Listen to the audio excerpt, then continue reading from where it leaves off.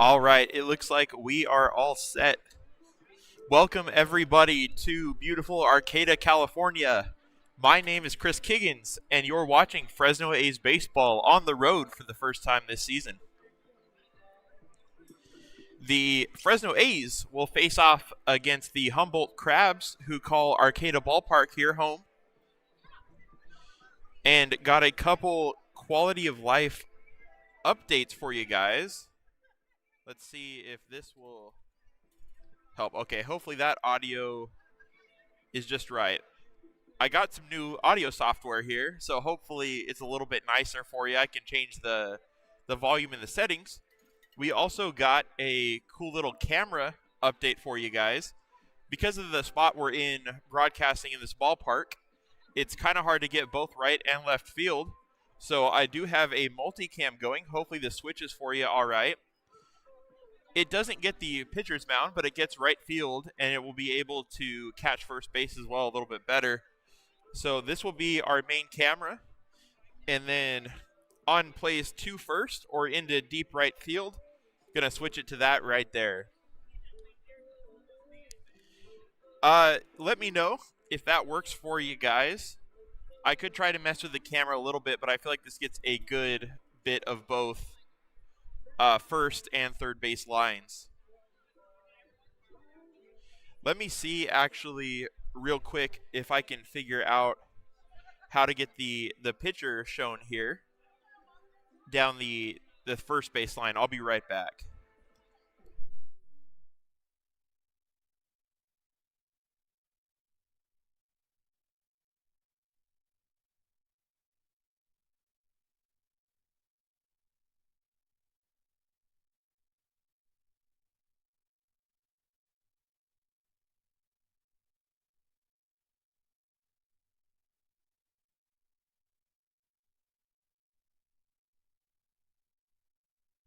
All right, I'm back in. That at least lets you see second base a little bit better as well, and center field. I'll switch it back to the main cam so we can watch the pitcher.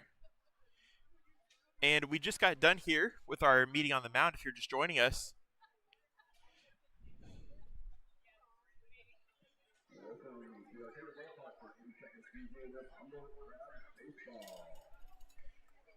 And the Humboldt Crabs PA announcer is getting on, which means we are close to baseball.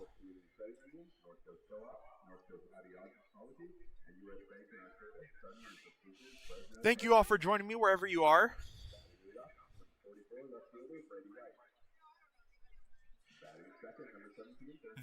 As they go through the lineups on the PA, I will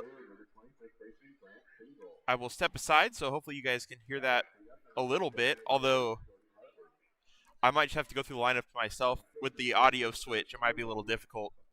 Sorry, guys, at home. We're getting used to this, but it should be better in the long run, hopefully. Let me know if you guys have any feedback for me. That would be great. The A's tonight, they joined this game with an overall record of 9-2. They just came off of a 6-game home stretch in Fresno, where they went 5-1, and they ended off their first conference play of the year with against Aggies USA. They went 2-1 to get the series victory.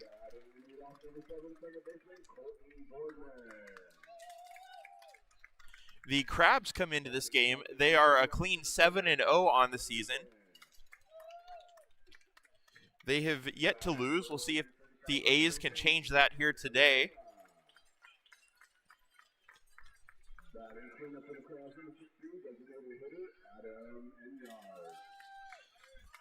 The Crabs are part of a league, the Pacific Empire League, which plays primarily up here in Northern California and into Oregon as well. The Medford Rogues, who the A's will see on Friday, Saturday, Sunday, are also a part of this Pacific Empire League. So not a conference game for the A's, but the Crabs, a very good team, and you can tell by their record and by the amount of fans that are in the seats, they are well loved up here in Humboldt, and they pose a good challenge for the A's for sure.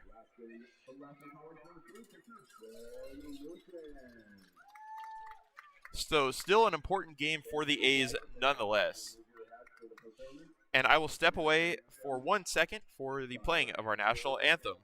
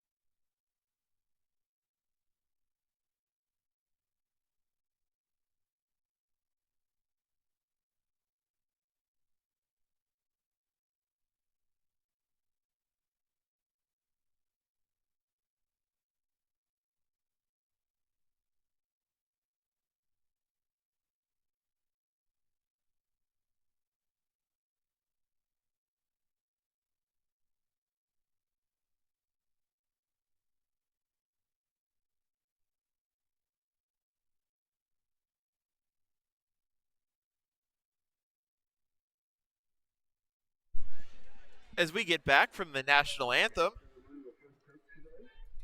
we are going to get the lineups. The pitcher for the Humboldt Crabs is going to be Ben Lukens. Lukens out of Lassen College.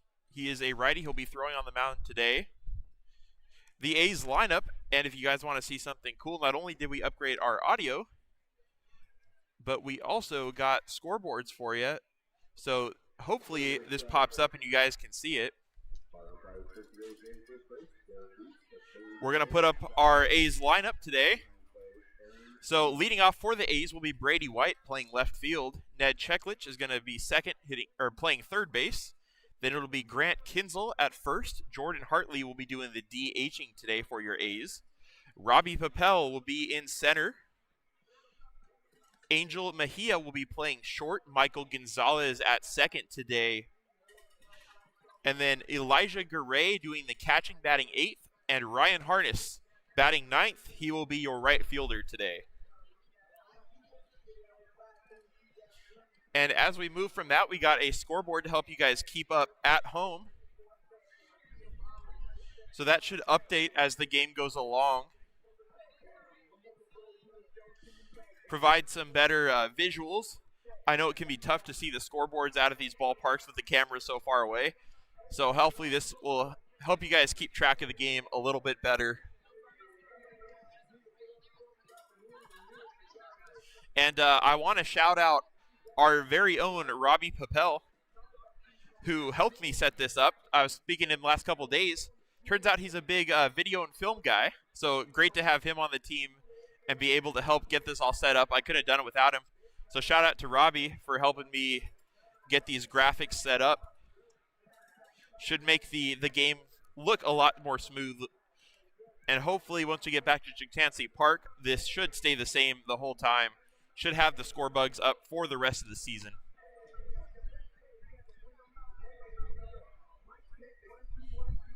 It is a beautiful day here in Arcata. A little bit cooler than Fresno, but I'm sure no one minds. Getting out of the Fresno heat for a little bit.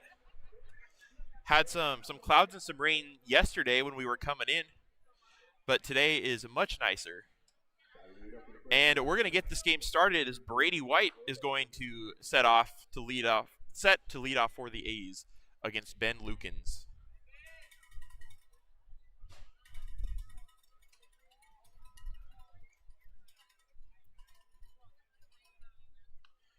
First pitch from Lukens is a strike. Going to test out the balls and strikes counter. Hopefully you guys can see that. That was the wrong one. There we go. 0-1 the count to Brady White.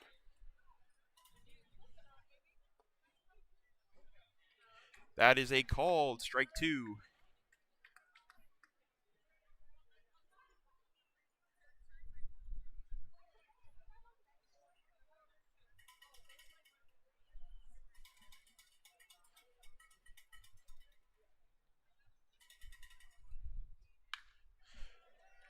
The pitch to Brady White is hit out into right field with a leadoff single. Brady White in the leadoff spot for the first time this season gets the job done.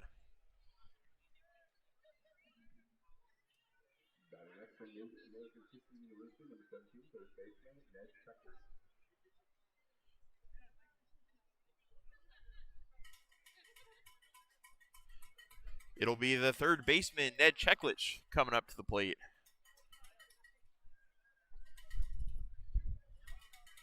Lukens throws. Cheklich fouls it off behind the seats here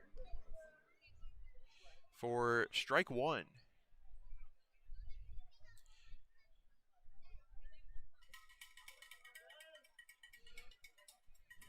Just a little bit of housekeeping as Lukens gets ready to throw his next pitch here. It is a called strike. I had mentioned in our last game against the Aggies at home that we were out for the week and we'll be back on the 24th of June. That is not true. I was a week off. We're going to be back a week earlier, playing it next Tuesday at home at Chansey Park, as that one is skied high into right field, and the play will be made by Soares in right. That will retire Cheklich for the first out of the inning.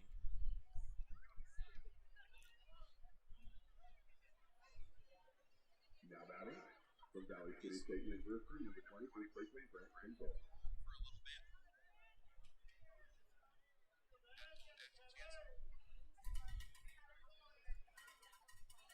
And it'll bring up Grant Kinzel. He swings and misses at a high fastball. Kinzel been the hottest hitter for the A's so far this season. Leads the team with 3 home runs.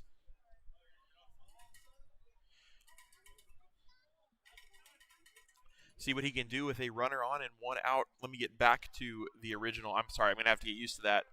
It's 0-2 to Kinzel.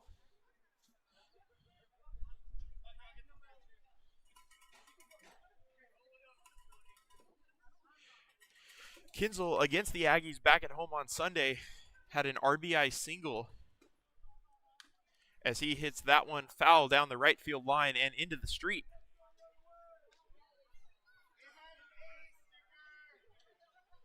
This ballpark here in Arcata is tucked in between the freeway and the fire department.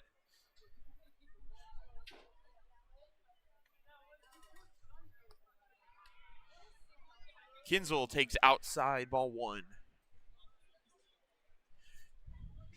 That was only the first ball that Ben Lukens has thrown today. Been keeping it in the strike zone early.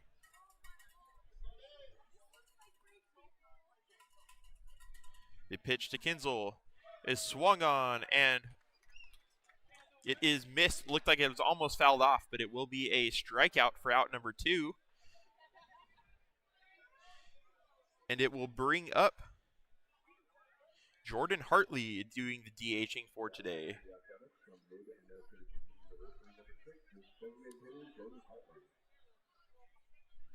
Hartley today had the day off Hartley is hitting today. He had the day off on Sunday as he takes a strike from Lukens.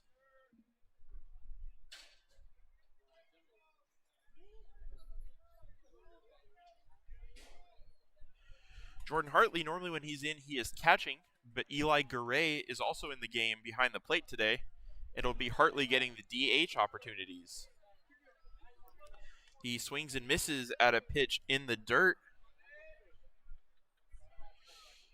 And that will be an 0-2 count to Jordan Hartley. Brady White still awaits on first. That ball high and away, ball 1.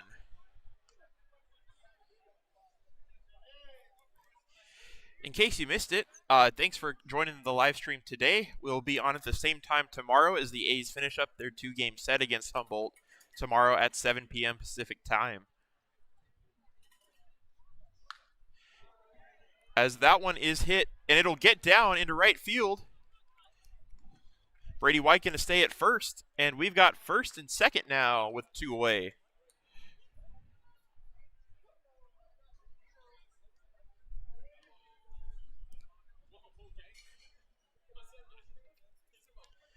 And it'll bring up the center fielder, Robbie Papel.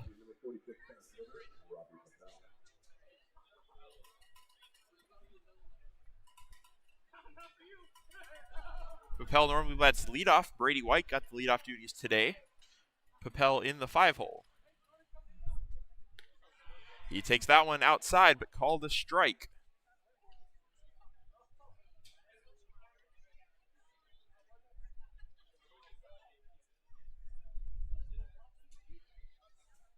Papel awaits the pitch.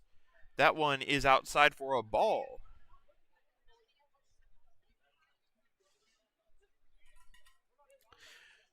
Papel 2 down, but does have a runner in scoring position early. He takes the breaking ball for a strike. It's 1-2.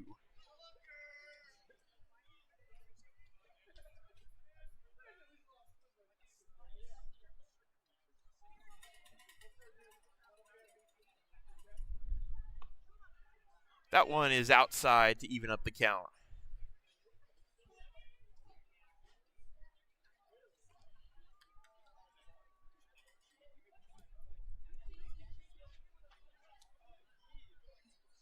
So we get a quick mound visit in, maybe an equipment error, or just trying to talk out strategy.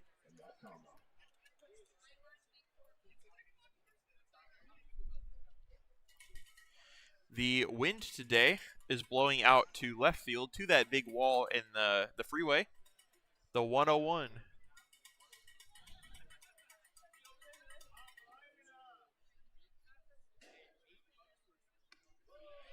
That is swung on and missed by Papel. Lukens gets out of the inning. 2 left on for the A's, but no runs score. We will head to the bottom of the first inning with the Humboldt Crabs getting their first ups. It will be 0-0.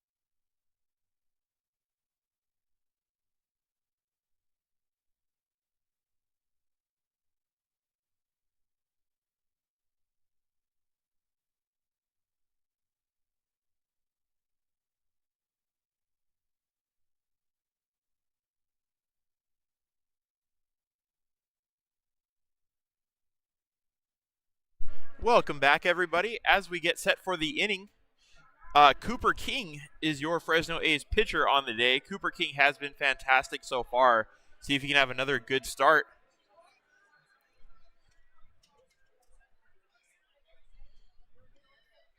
The starting lineup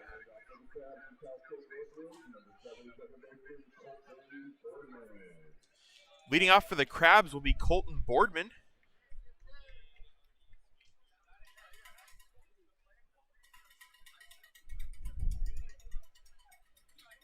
King throws, misses high for ball 1.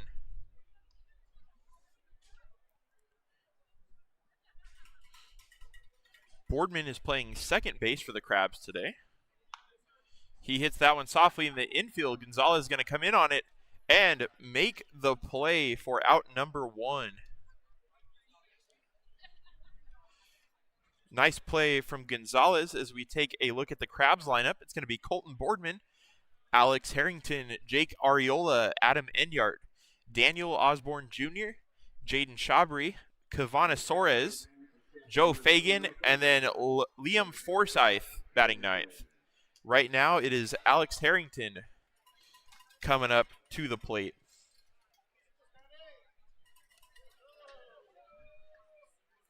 As King throws a ball.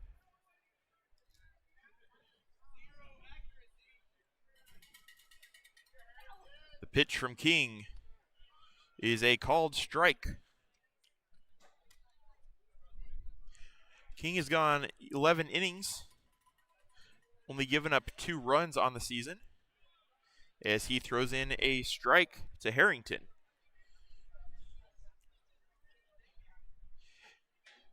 A tougher opponent today in the Crabs than King has probably faced so far this season, but we'll see what he can do as he throws high and away, ball 2.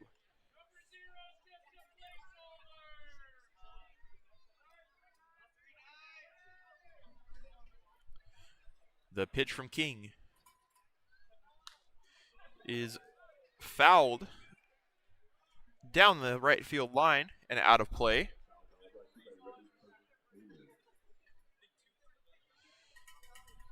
The count will remain 1-2. That is swung on and missed, and they tag out Harrington for the second out of the inning and the first strikeout for Cooper King.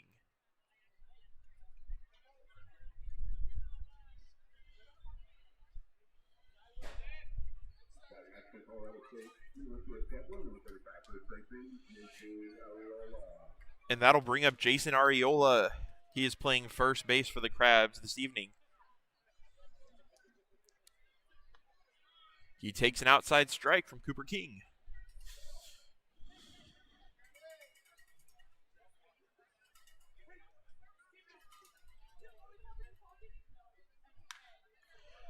That one is foul or hit.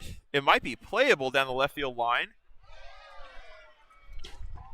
The play, ooh, it is a fair ball. Looked very close, but it lands in fair territory, and no A can make the play. Nope, never mind. It was foul. The runner was sitting out there at second for a minute, but I thought that went a few inches foul, and it looks like it did. Ariola is going to come back to the dish. It's an 0-2 count. A break for the Crabs. See if Ariola can take advantage of it or Cooper King can bear down here and get the out. He does get the swing and the miss. They're going to have to throw to first, and Garay gets him for out number 3. Good 1-2-3 inning for Cooper King. 2 strikeouts, and the score remains 0-0 as we head to the top of the second.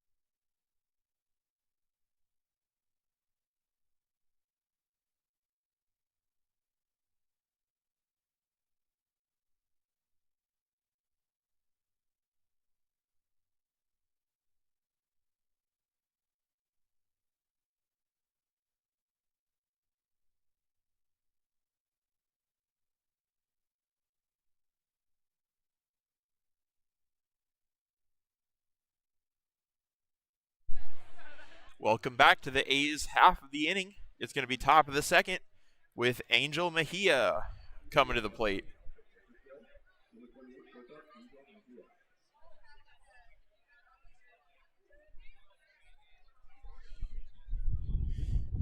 Mejia playing short today.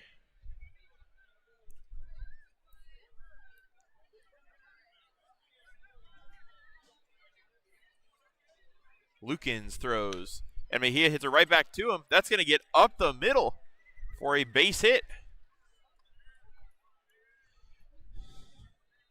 Mejia jumped on the early pitch and immediately hit it out into the outfield up the middle. The A's have a runner on.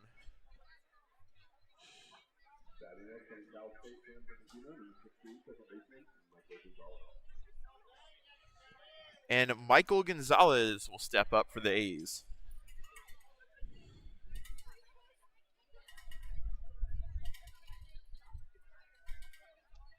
Gonzalez shows bunt, pulls back for the ball. It's going to be 1-0 the count.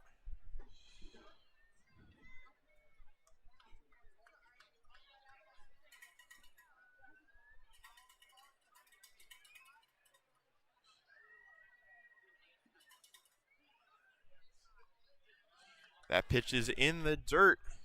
Ball 2.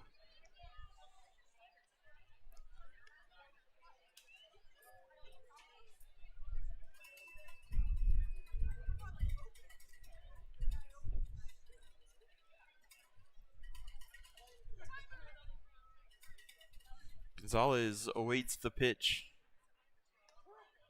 That one is high, 3-0. Gonzalez being very patient here, trying to get another runner on and move on into scoring position with nobody out.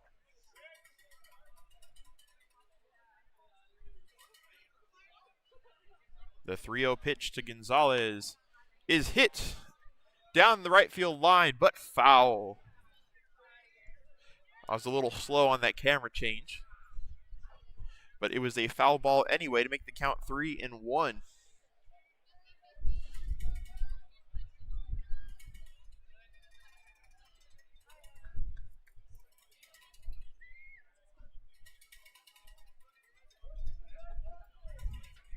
The pitch from Ben Lukens to Gonzalez. Chopped down the third baseline. It's going to stay fair. Nice play from the third baseman to get Gonzalez. Mejia will move to second.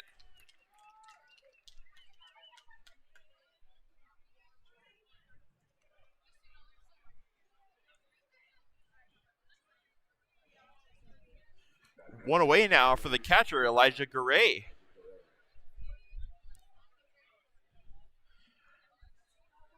Thought Gonzalez might have a chance at that, but a nice play by the third baseman, Fagan.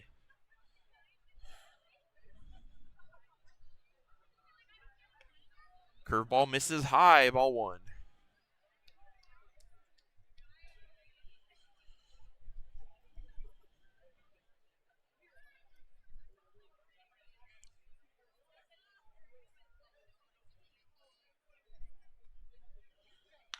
That one's hit up the middle. They're going to go to third. They're going to get him in a rundown.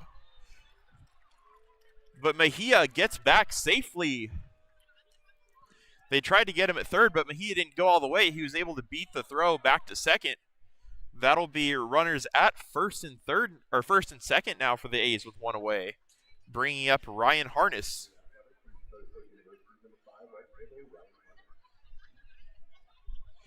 Heads-up play by the pitcher, Lukens, but also a heads-up play by Angel Mejia to not commit to going to third and getting back to second safely to keep the outs, or keep the runners on the bases and the outs off the board. And there's a strike to Ryan Harness. Harness in the 9 spot today. Brady White would be the hitter on deck. Oh! And the redemption play by Ben Lukens. That ball's hit right at him to make the play, and then he throws it back to first for the double play. That will get 2 outs, and that will end the inning. The A's strand 2 again. It's going to be 0-0 as we go into the bottom of the second.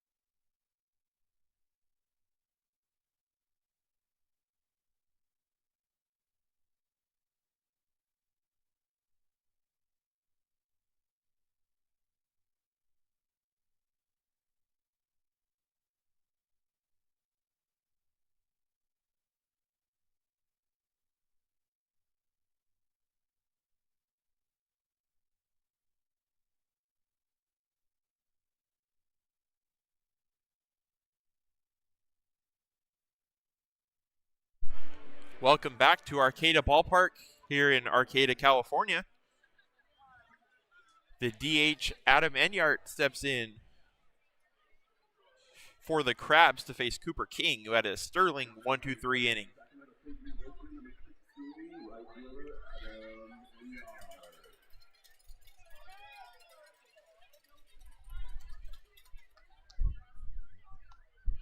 There's a strike from Cooper King.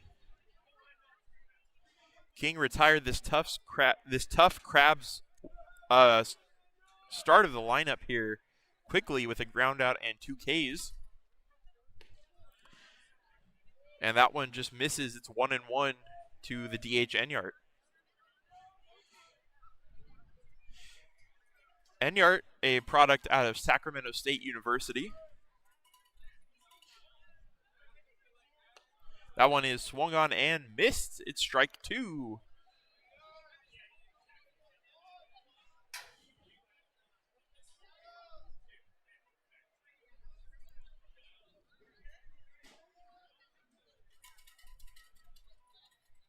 The pitch from King is high, ball 2 to even the count.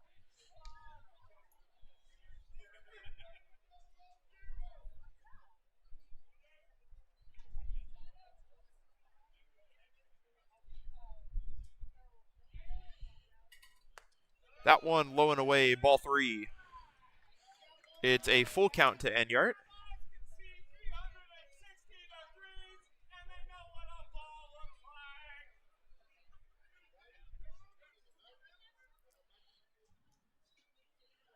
King throws, hit into right field. It's going to get down.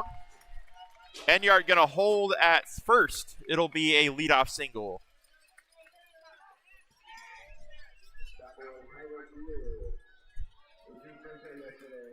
The first hit allowed of the game for Cooper King, and it will bring up Daniel Osborne Jr.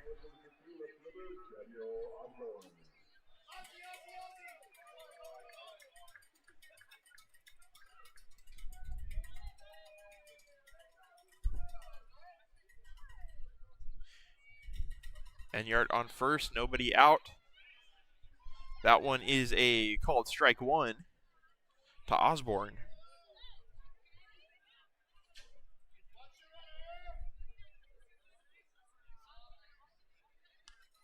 That one is fouled back. That will get across the street to the fire department. It's going to make it an 0-2 count.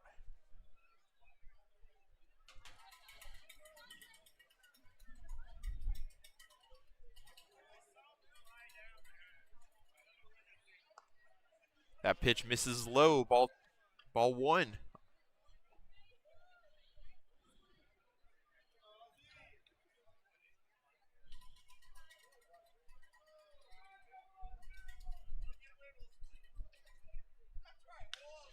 That one is skied down the third baseline. Will it stay in play? It does. Can't really see that. There is a big foul territory here in Arcata. But the third baseman, Cheklich, makes the play for out number 1. Caught it near the Crabs' dugout.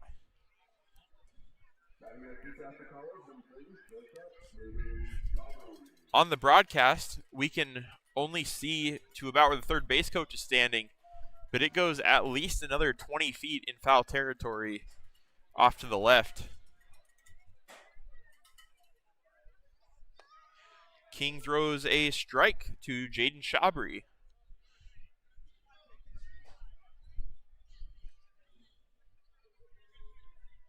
Shabry playing shortstop for the Crabs today.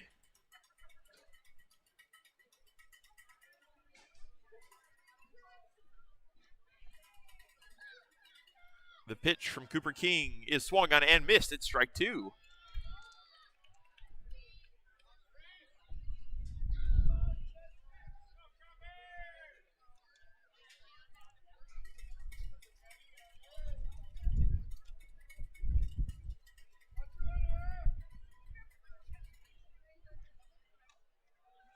The pitch, it was thrown back to try to get Enyart at first, but it is not in time.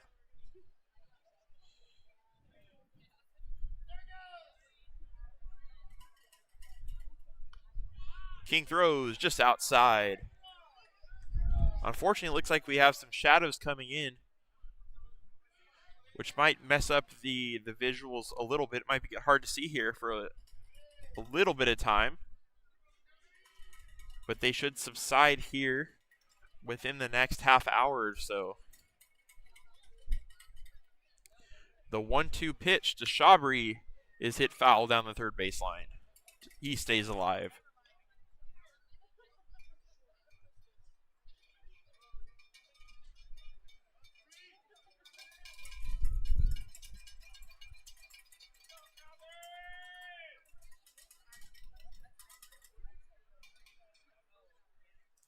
The pitch from King is fouled back into the net. Count remains 1-2.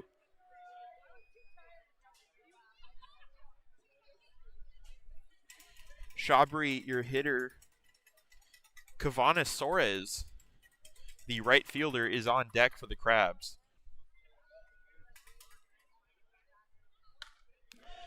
That one hit out to right field. It's going to get down in fair territory. Harness going to make the throw to Kinzel.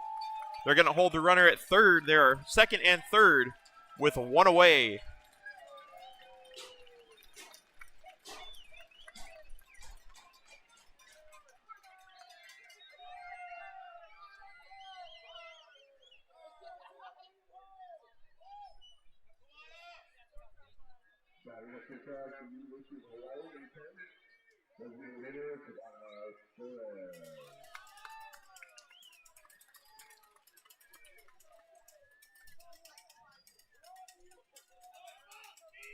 After the double from Shabry, Cooper King has a little bit of traffic to work through.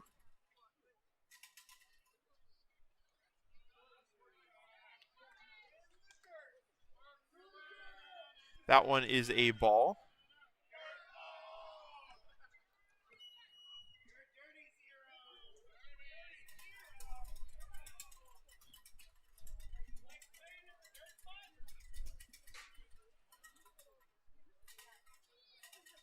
The pitch from King is a called strike.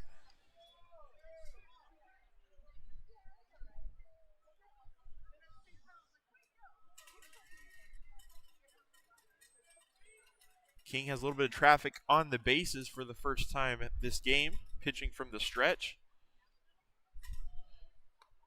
As that one is called the ball low.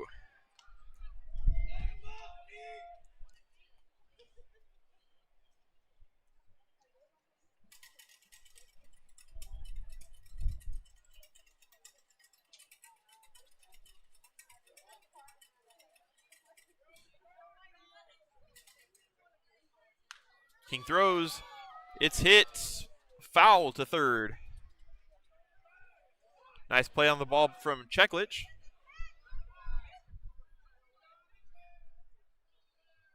And they're going to throw to first just in case that it was a fair ball. Coach Hinojosa coming out to ask about it.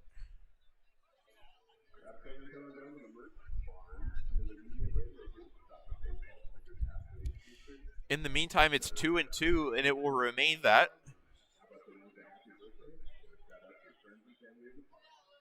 The call on the field remains a foul ball, although the umpires are going to talk it over.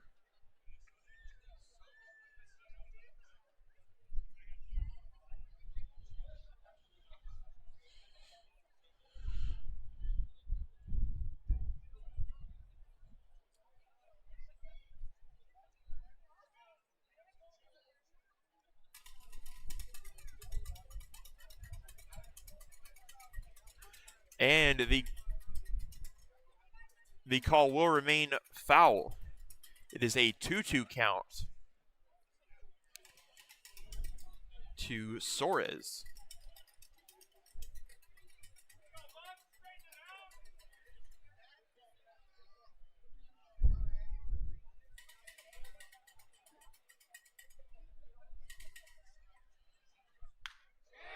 That one is hit, and it'll get down into left field. That's going to score one.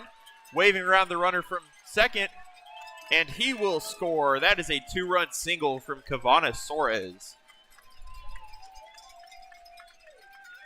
The Crabs get on the board here first in the bottom of the second inning.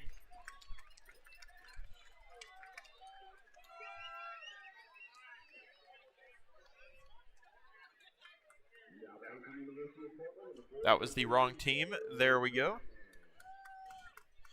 It is 2-0 Crabs with one down and one on. Joe Fagan, the third baseman, takes a strike.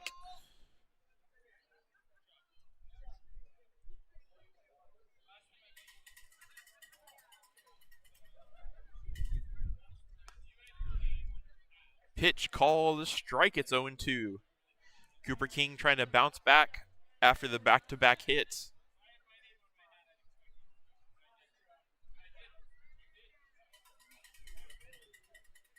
King looking for the strikeout or the double play.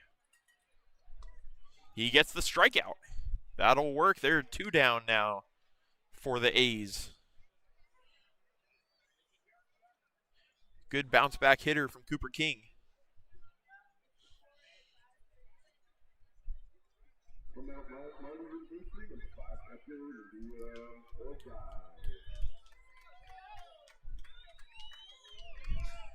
After the Fagan strikeout, it'll bring up the 9-hole hitter, the catcher, Liam Forsythe. That one is fouled back into the net. Would have been right at where I'm sitting.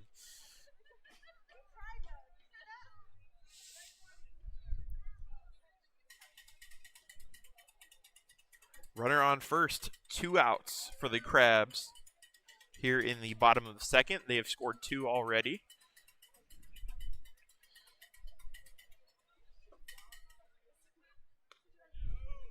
Pitch is outside for ball 1 to even up the count.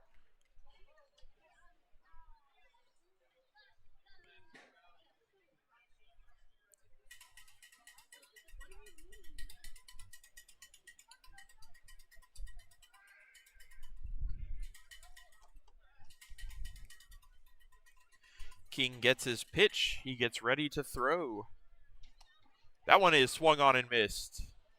Uh-oh. It's difficult to see with the shadow, but we might have a non-contact injury for Liam Forsythe. That does not look good. He is able to stand up, but he needs help. Hopefully he is okay.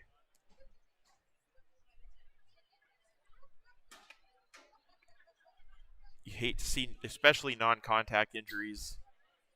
He is putting a little bit of weight on his right leg, though. He swung on a pitch and went down pretty hard.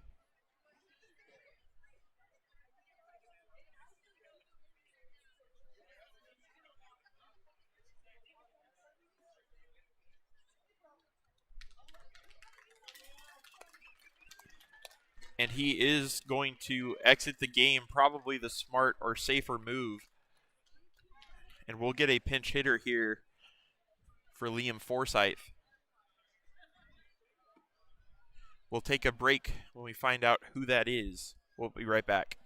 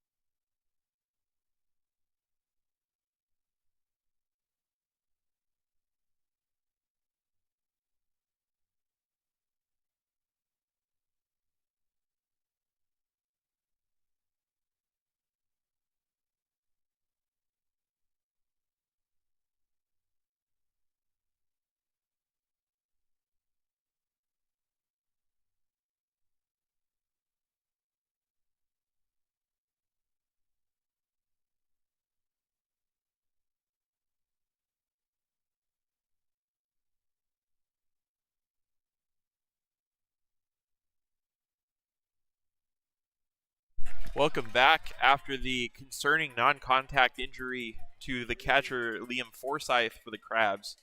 It'll be Kyron Humphreys who is in to finish up the at-bat. Count is still 1-2. Takes outside and away for ball 2. Hopefully Forsyth is okay.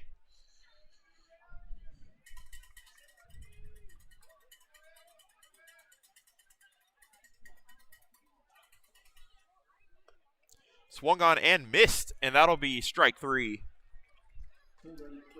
King gets out of the inning, but the Crabs do get 2 runs. They lead by a score of 2-0 over the A's as we go into the top of the third.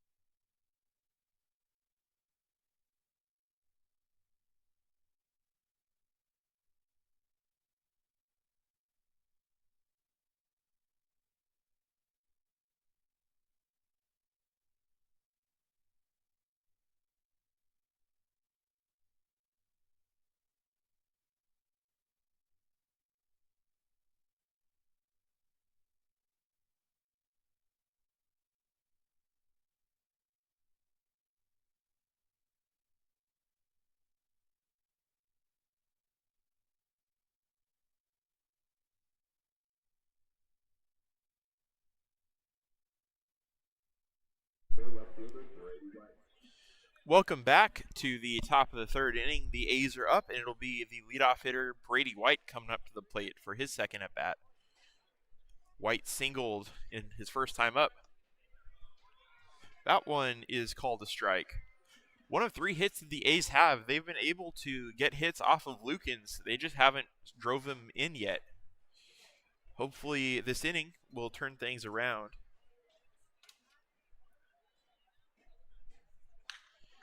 Brady White hits that one too short. The play will be made in time for out number 1. That's going to go down as a 6-3 ground out, as it'll bring up Ned Cheklich to hit for the A's.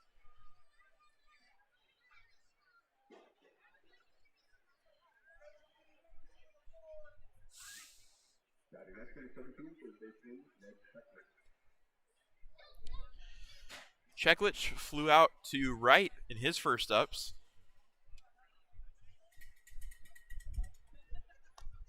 He swings and misses at the breaking ball down and in. Strike 1.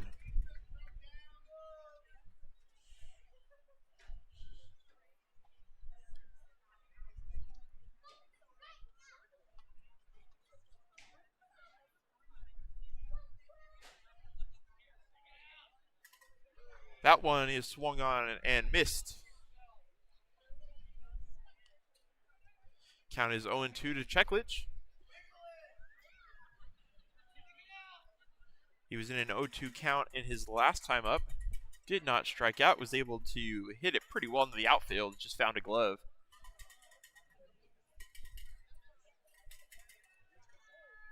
The pitch, that one is swung on and missed. They are going to tag Cheklich out for the strikeout, and there are 2 quick outs here for the A's.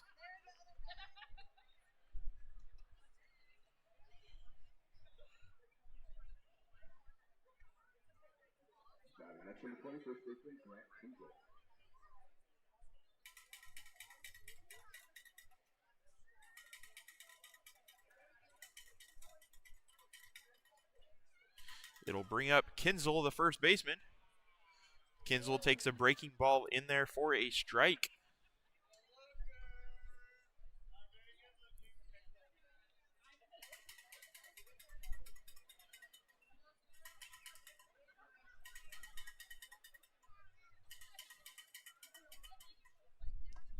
That one is fouled off into the catcher's glove. It's 0-2.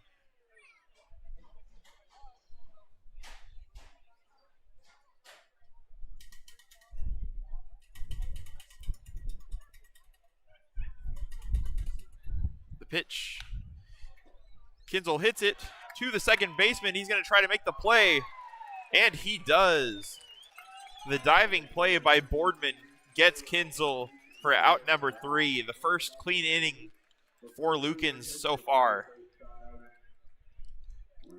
We will head to the bottom of the 3rd. The Crabs lead the A's by a score of 2-0.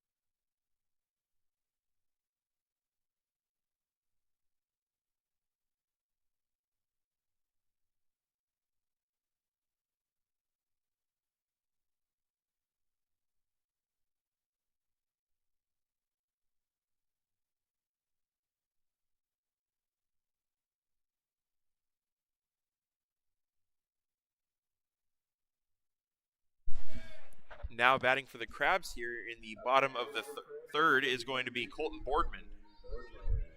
Boardman just made the nice play at second to retire the side. To retire the last hitter of the side, I should say. Not the whole side. As that one is high and away, ball one to Boardman.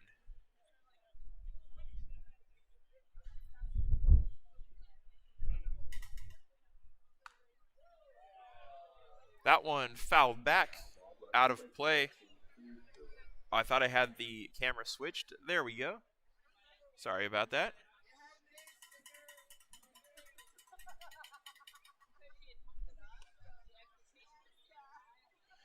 That one misses for a ball.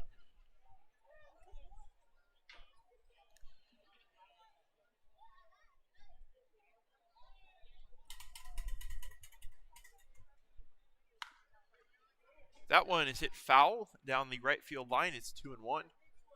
Trying to figure out where the shadows are coming from. I think they're sneaking through the covered fence here.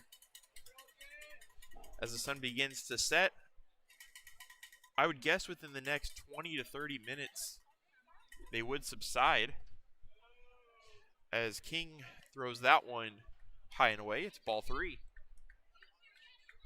It's a full count now to Colton Boardman. King takes high for ball four. Well, King throws high. Boardman takes high for ball four.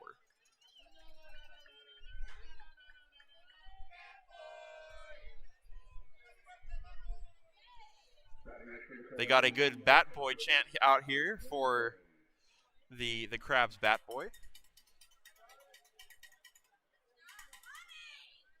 King throws. The bunt is put down by Harrington. Oh, throw is bobbled. Harrington will stay at first.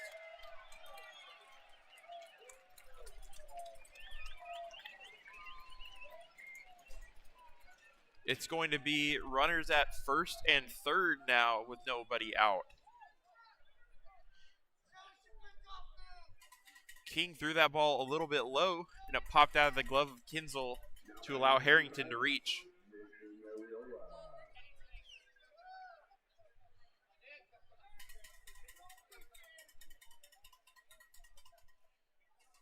And it'll bring up Jason Ariola, the first baseman three-hole hitter.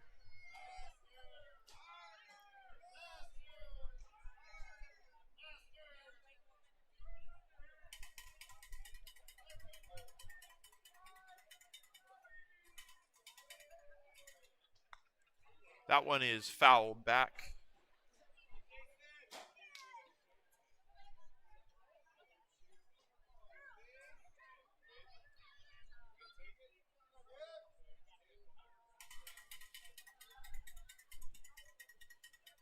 Ariola went down on strikes his first time up. The pitch from King is popped up in the infield. It's going to be Angel Mejia settling under it to make the play. One down.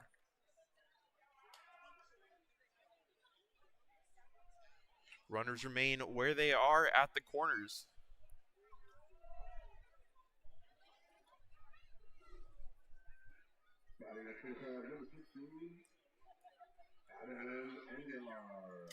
It'll bring up Enyard, who got the first hit of the day for the Crabs. He swings and fouls it back into Garay for strike one. Enyard would later score on the Suarez 2 RBI single.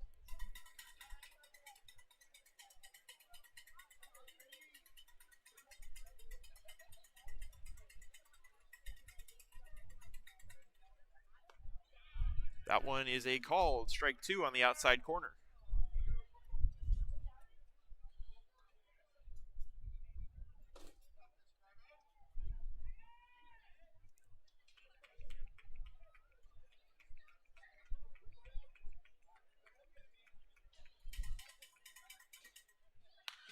That one is hit to short. Mejia going to go two. They're going to go to one. And they get the double play before the run can score. The 6-4-3 gets Cooper King out of the inning scoreless. And with a little help from the defense, Cooper King and the A's get out of a first and third nobody out situation.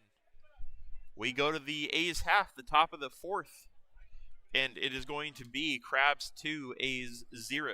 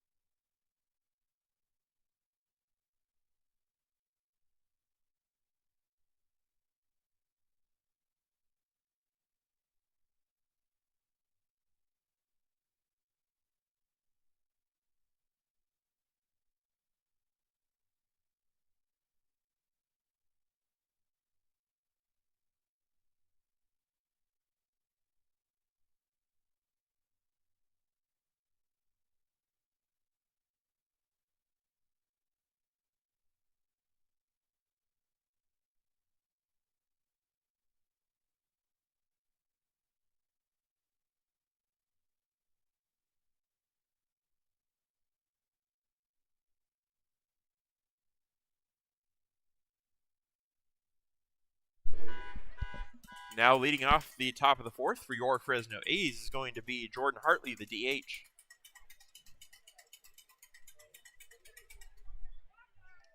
Hartley takes a ball in the dirt.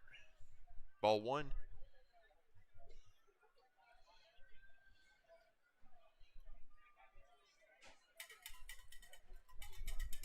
Hartley had a single his first time up at the plate. Looking for another, he swings and misses. It's 1-1 to even the count.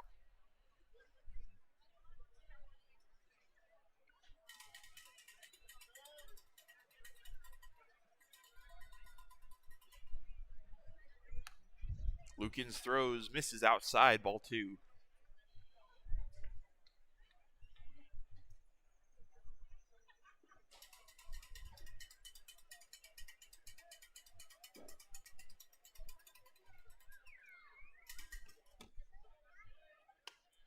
That is a curveball called strike. Drops one in there, does Lukens. It's 2-2.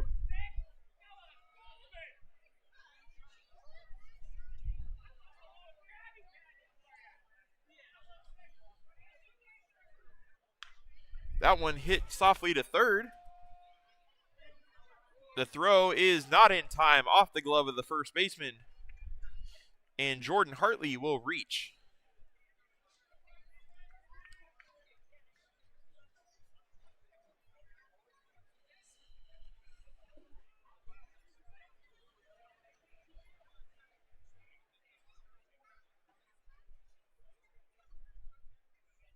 Looks like they're going to give that possibly an E3, although I don't know about that one. That could have been called a hit, as it was a very close play. Robbie Papel steps up. Curveball misses outside from Lukens. It's 1-0.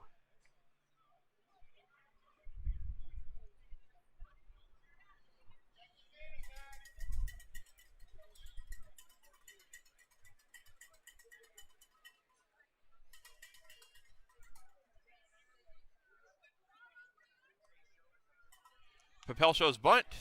He gets it off. It's going to be foul. Good effort by the catcher to try to get Hartley at second. He would have if it would have been a fair ball, but that one trickles out of play, foul.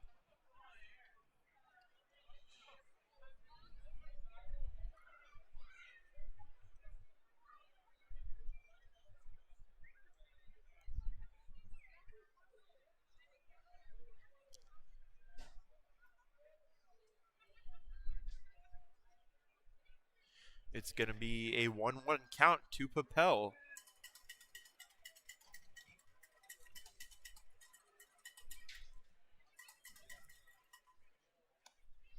Lukens misses high, 2-1.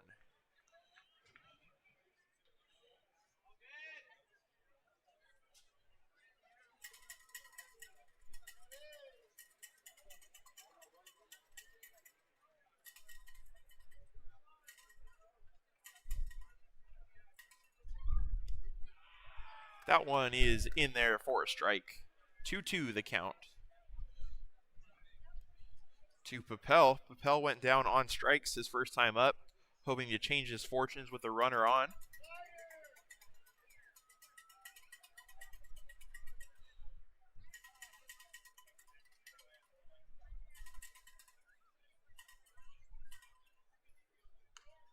That one is skied back into the street. Count remains 2-2. Papel stays alive.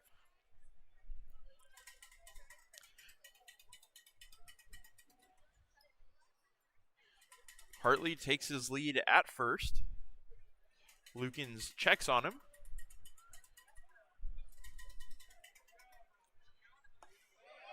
Swung on and missed on the fastball from Papel. He goes down for the second time, and that's the first out of the inning for the Crabs.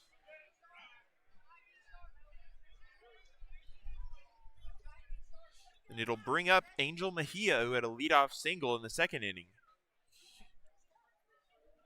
He would end up reaching second base but would not score.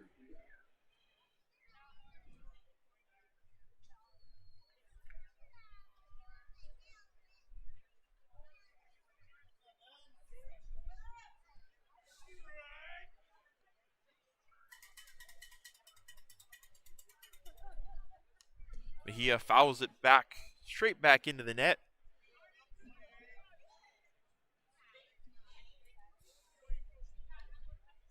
The A's been able to get runners on, but haven't been able to score them.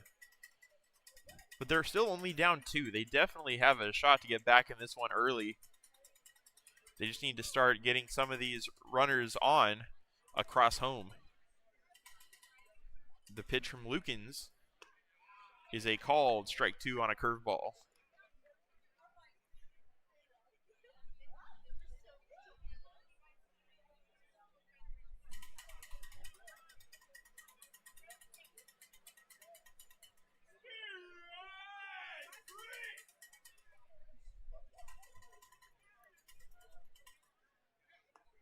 That one is low and away. Good take from Mejia. It's 1-2. The chase pitch from Lukens did not work.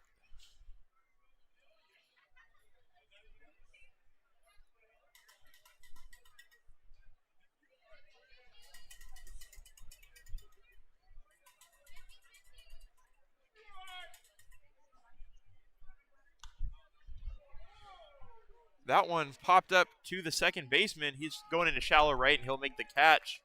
There are 2 away. Hartley will remain at first.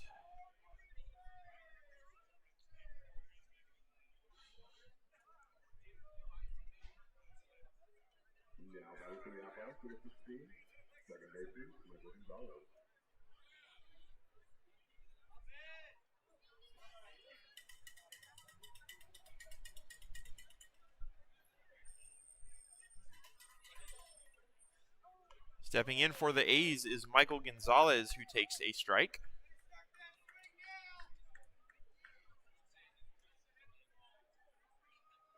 Sunset today is at 8:47, so we got a little longer with the shadows than I had hoped for. Apologies to the viewers at home.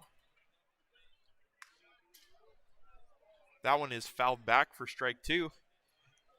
It's not nearly as bad in person, but the way the cameras pick it up makes it a bit dark.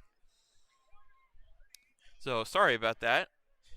But around the 8:45 to 9 o'clock mark for the exciting last few innings of this game, it should be pretty easy to see. So there's some consolation in that, I guess, as that's going to be a ball. It is a 1-2 count. I took the outs away. There are 2 of them, with Jordan Hartley at first.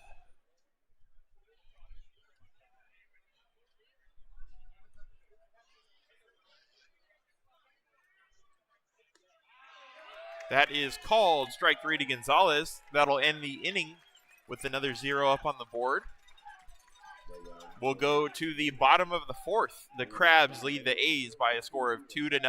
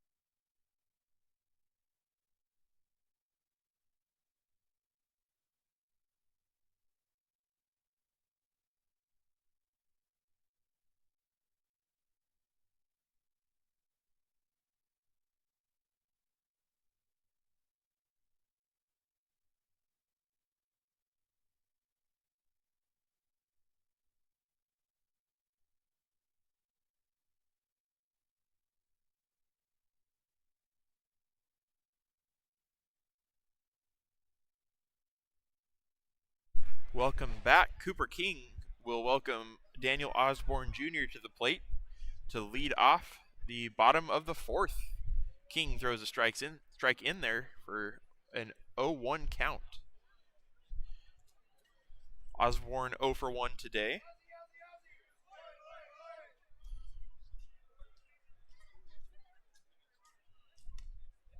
He takes a ball outside for a 1-1 count.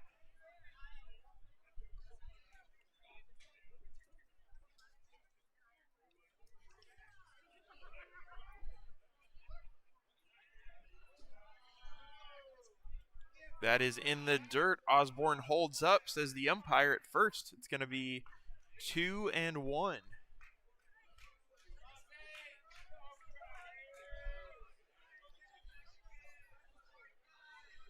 The pitch from King is hit. Mejia going to try to make the play, but the throw is near the dugout. Osborne going to try to go to second. He will make it in there on the throwing error. Nice effort from Mejia, but the throw is offline.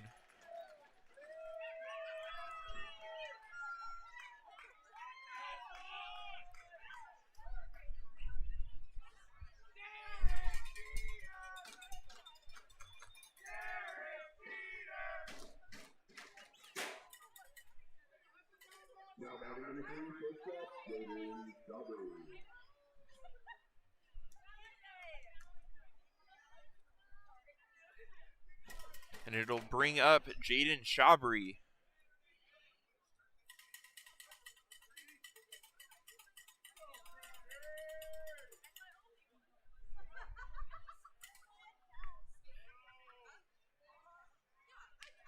That one misses. It's ball 1.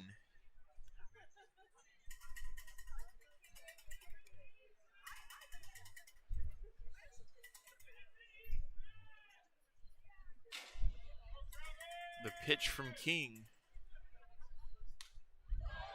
is skied down the right field line. It's going to be out of play. That'll make the count 1-1 after the long strike.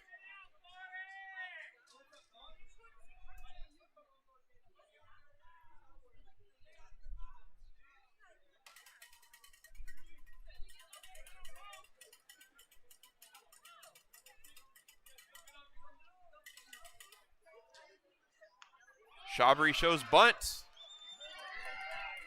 Cheklich gonna hold, as that is a great bunt from Shabri to put runners on first and third with nobody out.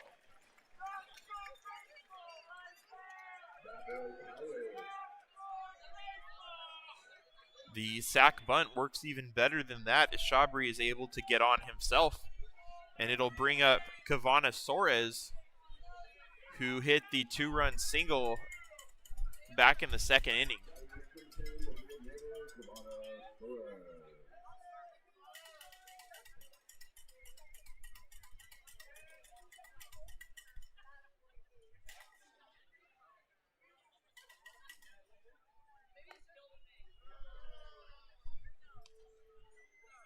There's a ball from Cooper King to Soares.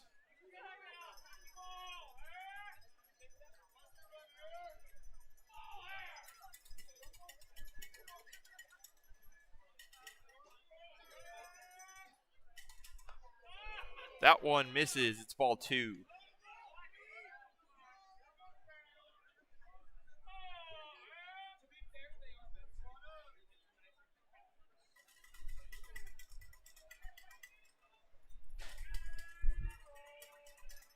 King trying to work out of a traffic jam on the bases.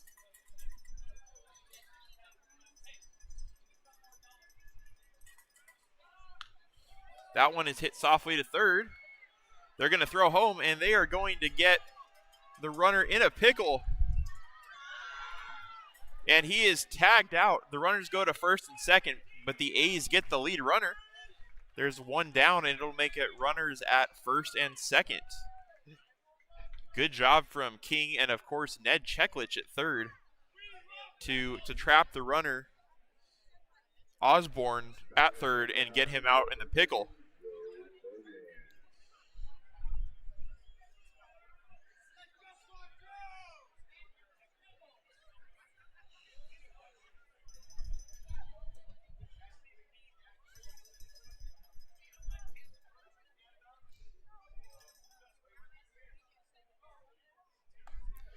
The pitch is a called strike from Cooper King to the third baseman, Joe Fagan.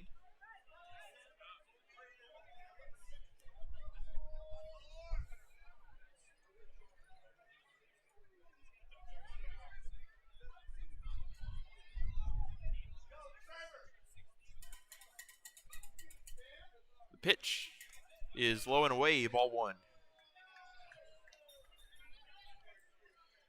Fagan was a strikeout victim his first time up in the second.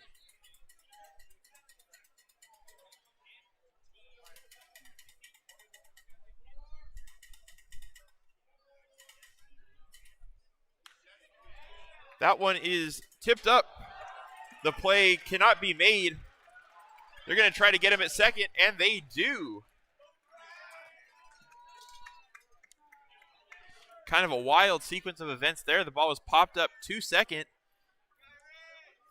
Gonzalez tried to make the diving play. It popped out of his glove, squirted away. But that also made Fagan try to go to second, and he was thrown out. So now there will be a runner at third with 2 away.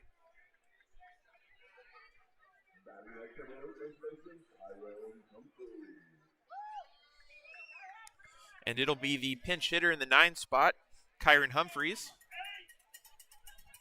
trying to knock in a run with 2 down and a runner at third. Cooper King trying to see if he can stop the runners. Oh, my apologies. That wasn't Soares that was called out.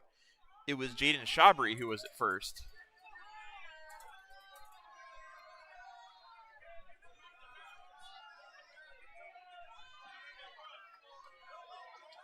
Coach Winter coming out to have a talk with Cooper King.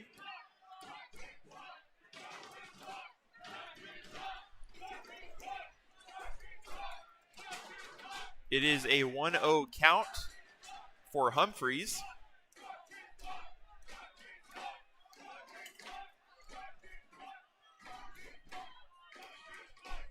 The crowd getting into it here during this pitching change.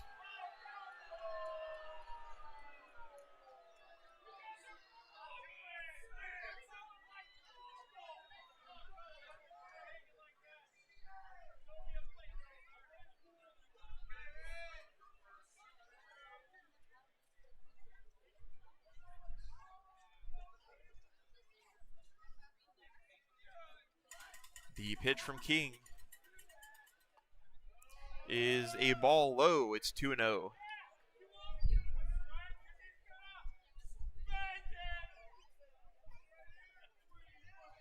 Humphreys coming into the game as a pinch hitter for the injured catcher Logan, or sorry, not Logan. He's an MLB player. Liam Forsyth. He is playing first base as he swings and misses at a pitch away for ball one, or strike one.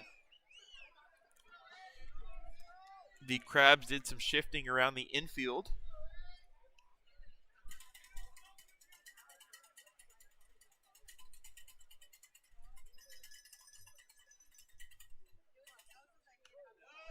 And the pitch misses. It's 3-1 to Humphreys.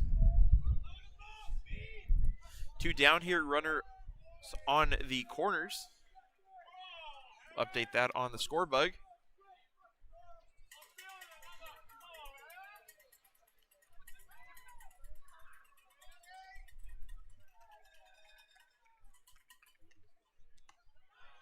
That one is a called strike. It's a full count.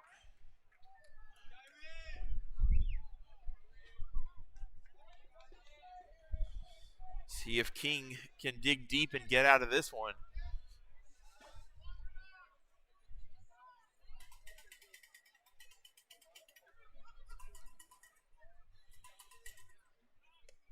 That pitch misses. It's ball 4 to load the bases.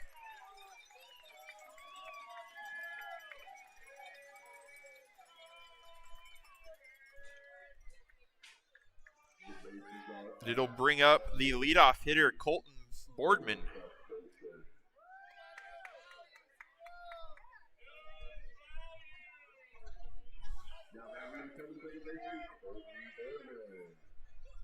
Boardman, your leadoff hitter for the Crabs. He is 0 for 1. He has a walk. Your pitcher for the A's, of course, Cooper King. Trying to get out of one here is Boardman fouls it off. It's 0-1. Bases loaded, 2 outs.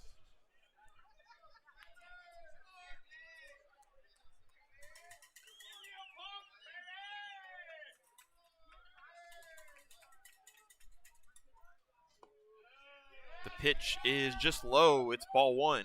It's a 1-1 count now.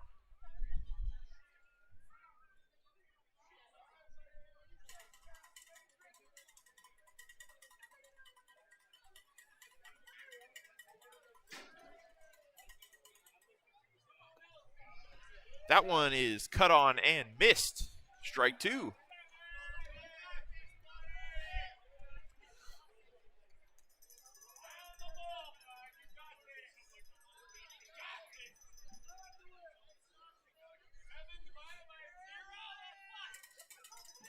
King gets his pitch from Garay. He's going to throw.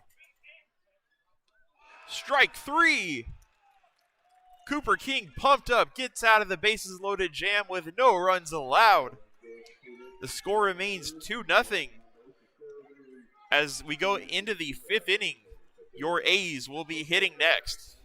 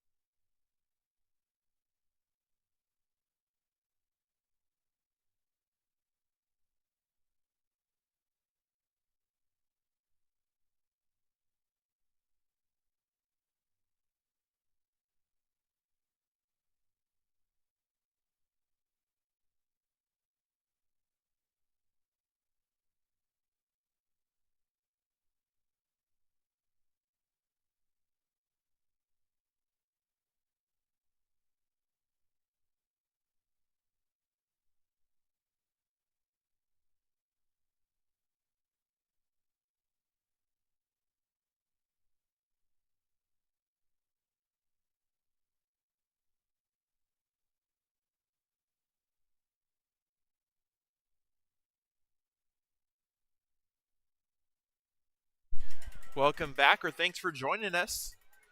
Eli Garay, the hitter, leading off the top of the fifth for the A's, is up, and he takes a ball outside on the breaking ball.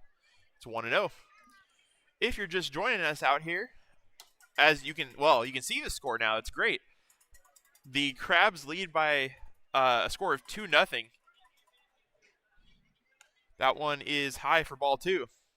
And just to clarify, I didn't mean the score itself for this game is great for the A's, but being able to see the score is great.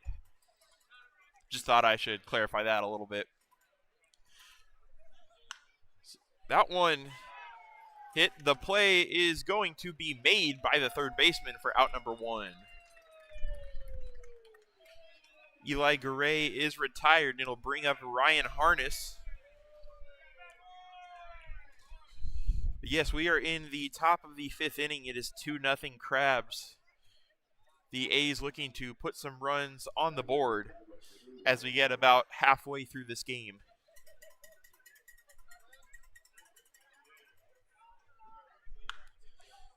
That one is hit to second, and Harness will be thrown out for the second out of the inning.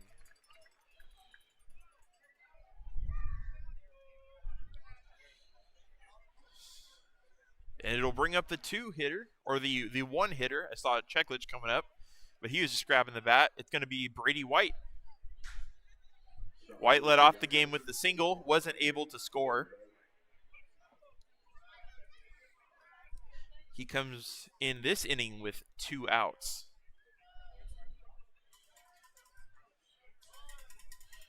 The pitcher, Ben Lukens, is still in there for his 5th inning of work, as there's a ball to Brady White.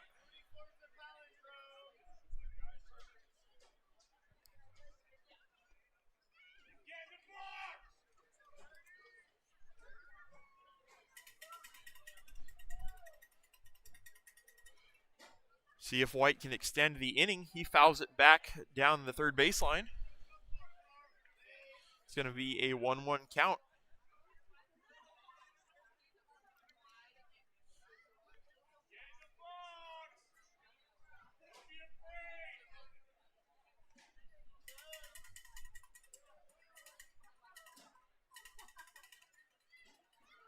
The pitch is hit to third. It's going to be chopped foul. It's 1-2 the count.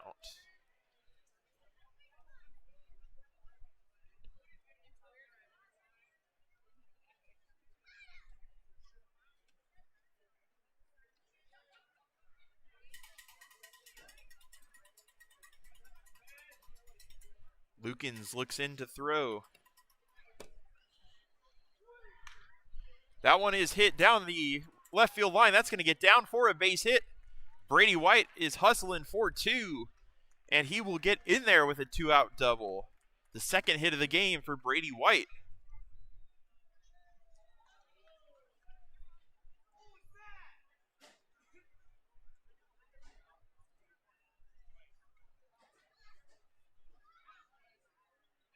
And it'll bring up now Ned Cheklich.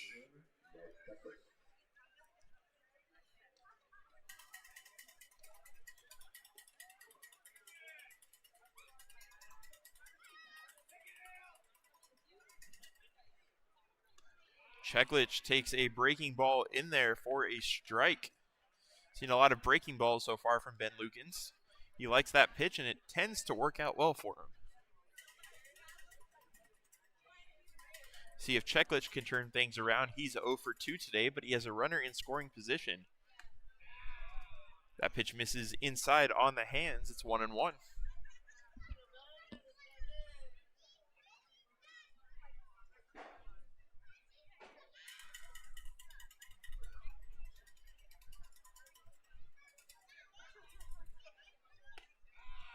That is taken for a strike. It's called 1-2.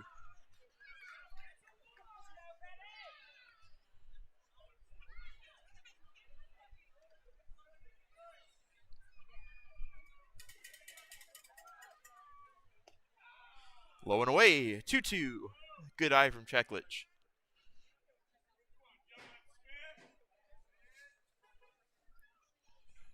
White gets his lead off of second base, looking to score.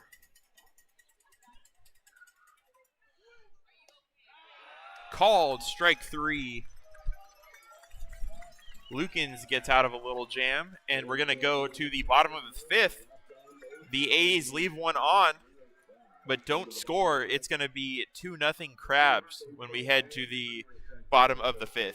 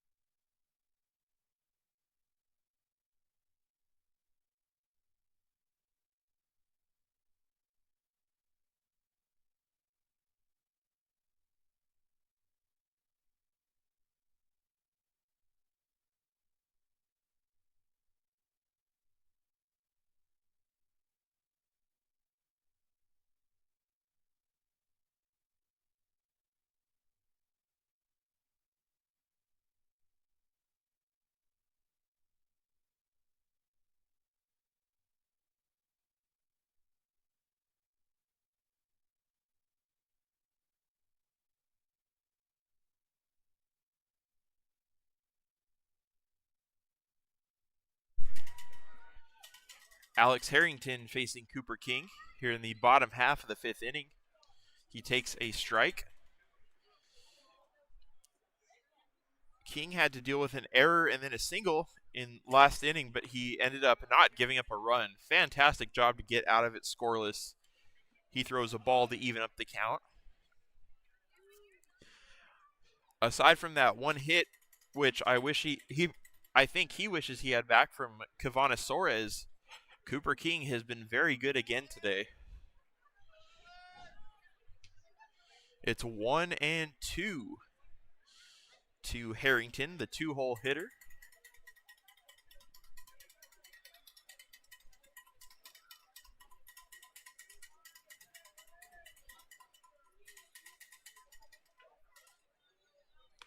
Swung on and missed. That is strikeout number 6 for Cooper King.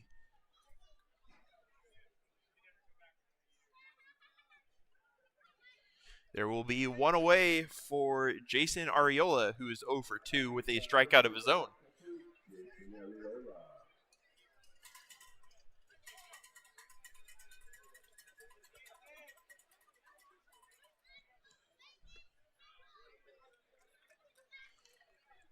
Pitch is a strike. It's 0-1 to Arriola from Cooper King.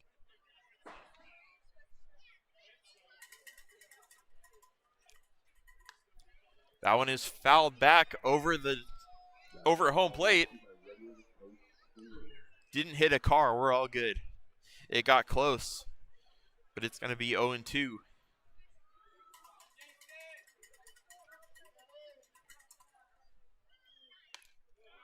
Pitch misses inside, almost gets him. It's a 1-2 count.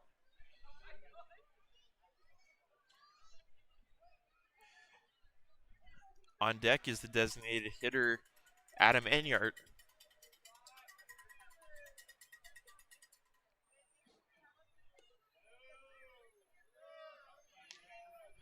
That one misses. It's ball 2.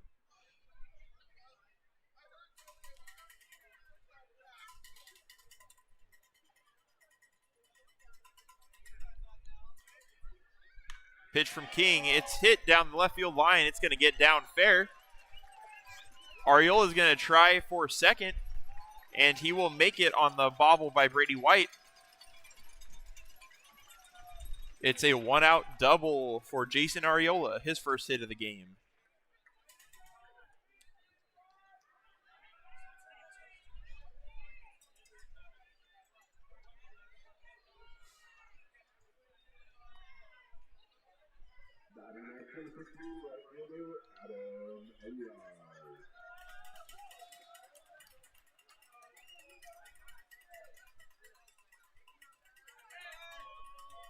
Enyart steps up with the runner in scoring position. He singled and then hit into an inning double play his last time at the dish. One misses high from King. It's going to be 1-0.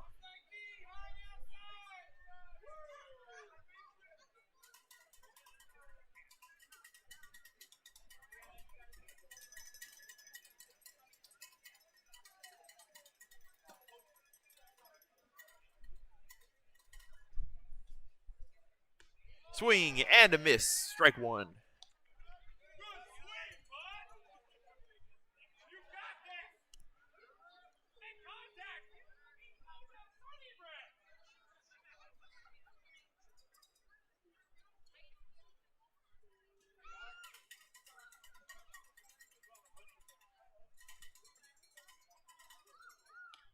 Swing and a miss again. It's 2-2.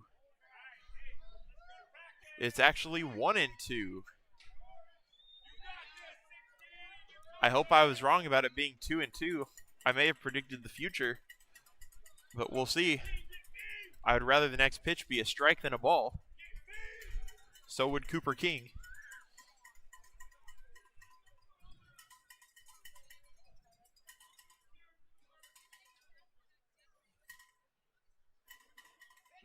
The pitch. It is a strike, and it is hit to Cooper King. Uh-oh. That one's going to get in the dirt, and that will allow a run to score as Enyart is going to get to first, or he's going to get to second. Arriola is going to come around to score. It is 3-0 Crabs over the A's.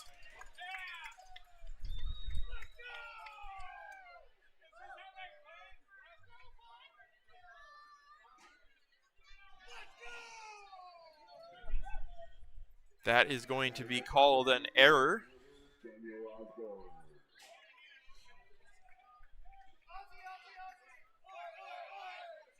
And it'll bring up Daniel Osborne, who is 0 for 2. He reached on an error and then was thrown out at home. He bunts.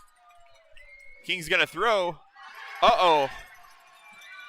And another throwing error from King is going to allow the run to score from second. Back-to-back throwing errors by the pitcher allows the run to score.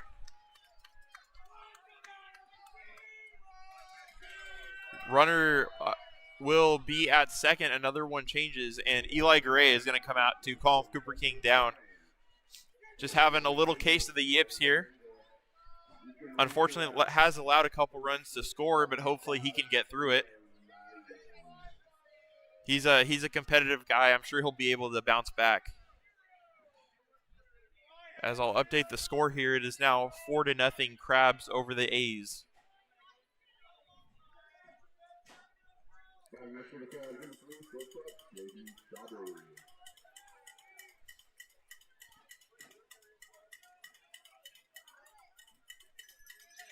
It'll bring up Jaden Shabry. Shabry is 2 for 2 today.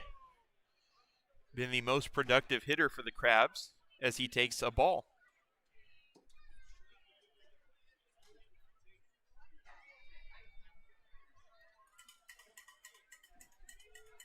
Should probably put that back on the pitcher so you can see it.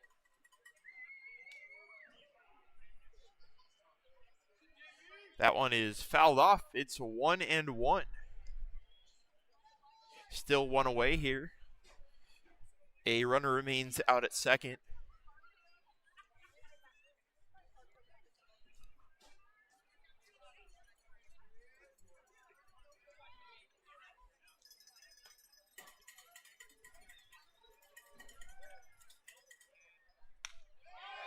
That one is hit into left field. It's going to get down.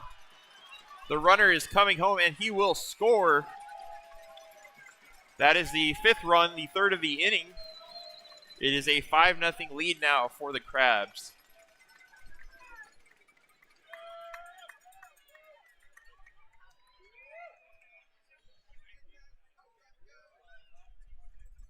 That one will be a clean single.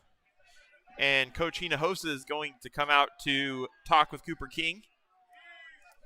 We might see a pitching change. We have activity in the A's bullpen.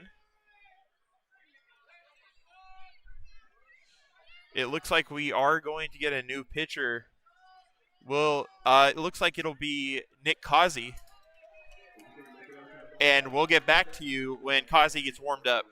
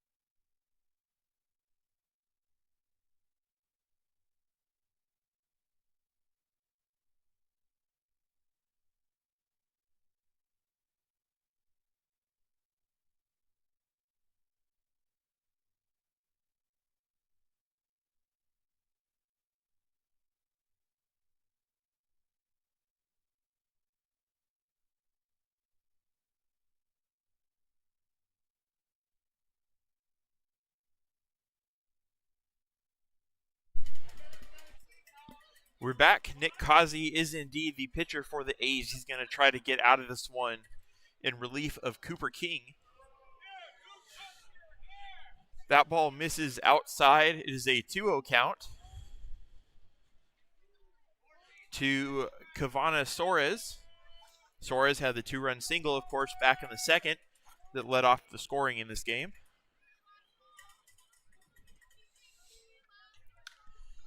Soares hits that one. It's popped up near second. The play will be made by Gonzalez for out number 2.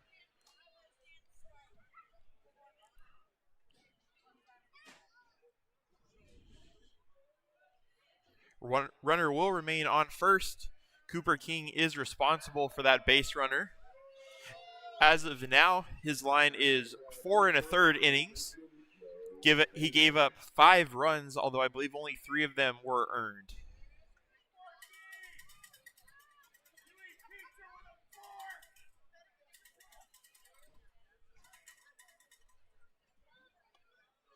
That one is swung on and missed. That is Joe Fagan.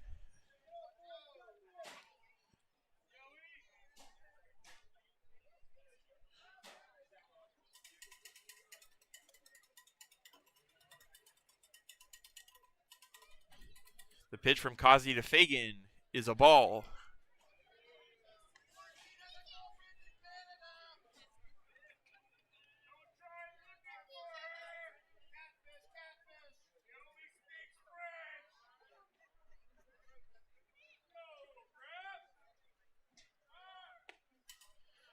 Runner goes.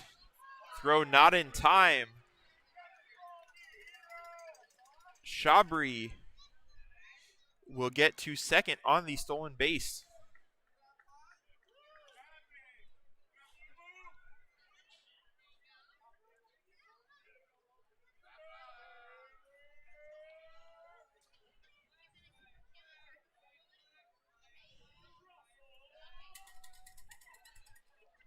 Umpire going to come out to the mound. Talk with Kazi. He might need a new ball.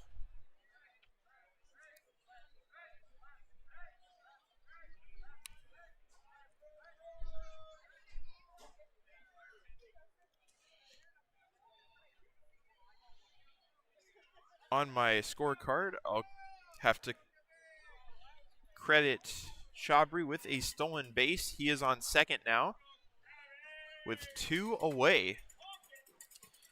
Kazi trying to stop the bleeding and end this 5th inning. Gets a swing and a miss. It's a 2-2 count. That is what he needed. Looks like my camera got thrown off course a little bit. There we go, just peeking down the left field line.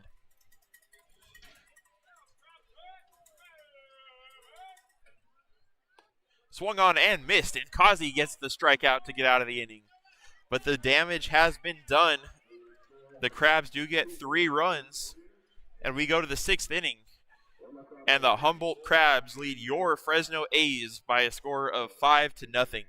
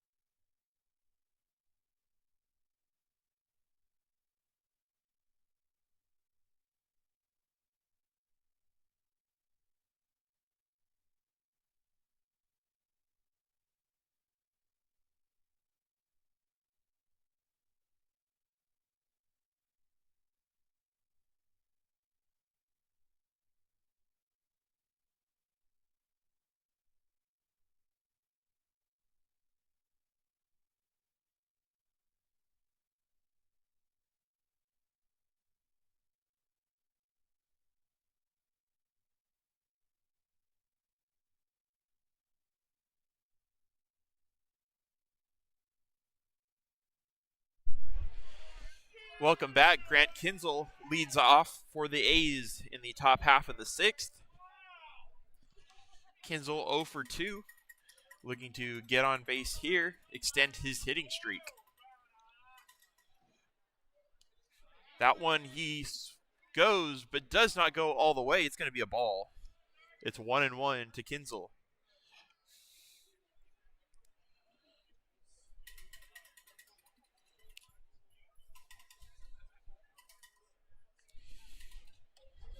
Two and 1 the count. Kinzel hoping to be a leadoff spark here for the A's, as they definitely need some runs back now. Early in the game, a 2-run 2-run deficit was manageable, but as we get into going down to the first baseman or first base umpire, it's called the ball. It's 3-1. Actually, no, it was a strike. It's 2-2. But anyhow, here in the middle of the game, with a 5-run deficit, the A's need some base runners. And Kinsel goes down on strikes.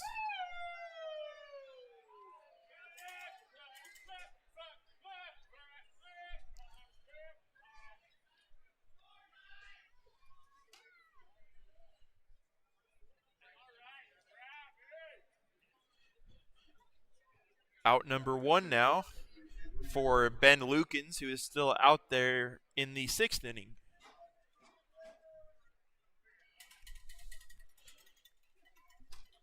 And he is facing Jordan Hartley. Hartley gets hit by the pitch. He'll take the painful base on balls, and he is going to get down to first base.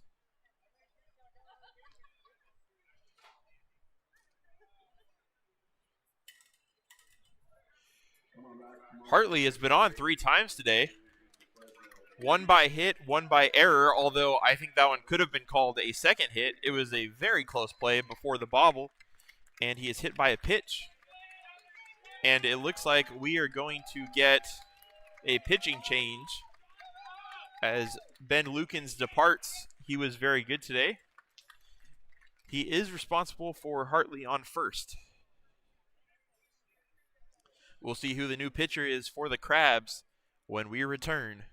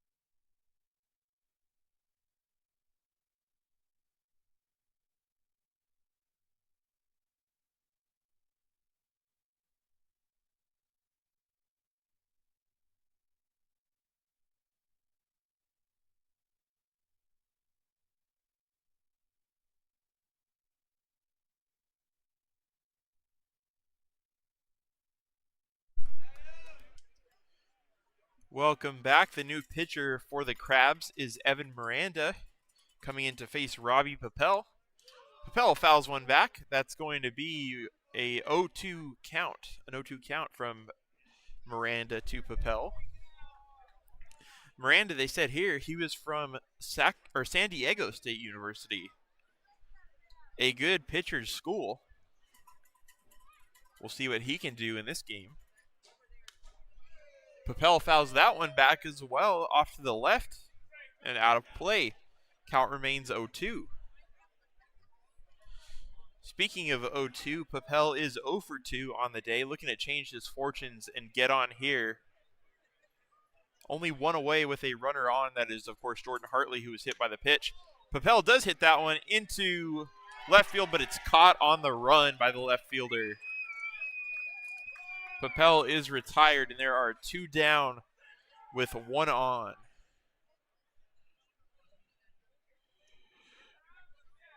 And it'll bring up Angel Mejia.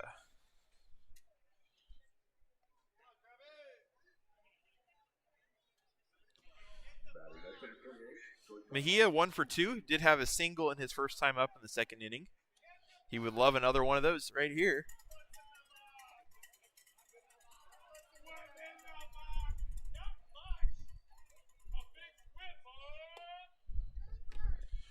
Pitch is low, ball 1.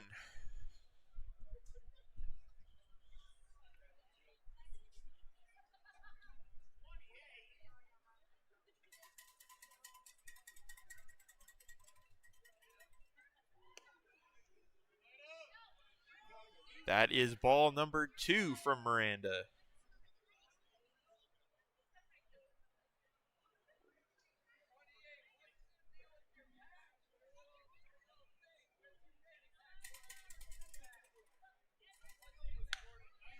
Mejia hits that one into left. That's going to get down for a base hit.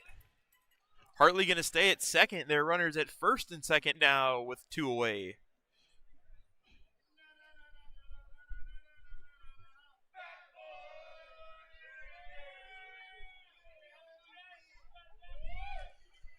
That is the 6th official hit of the game for the A's. And it will put a runner in scoring position for Michael Gonzalez.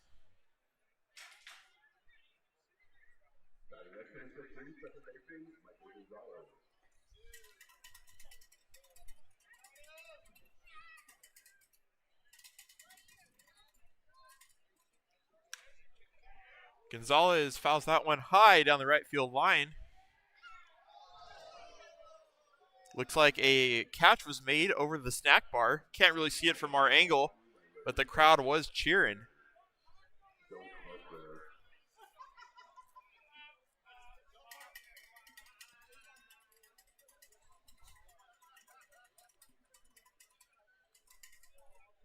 The 0-1 count to Gonzalez. Pitch misses outside. It's 1-1. Good take.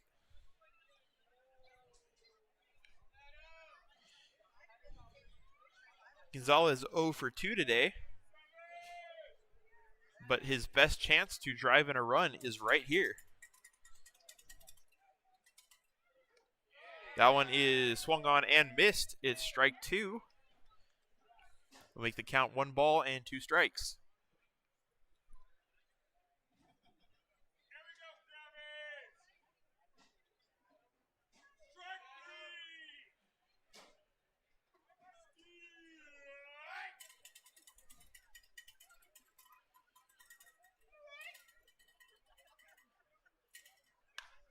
That ball hit up the middle. Shortstop coming in on it. He will just make the play. A very close play at first. But the call is out. And Miranda in relief will get out of the inning for the Crabs with the lead. The score remains as we go into the bottom of the 6th inning. The Crabs 5, the A's 0.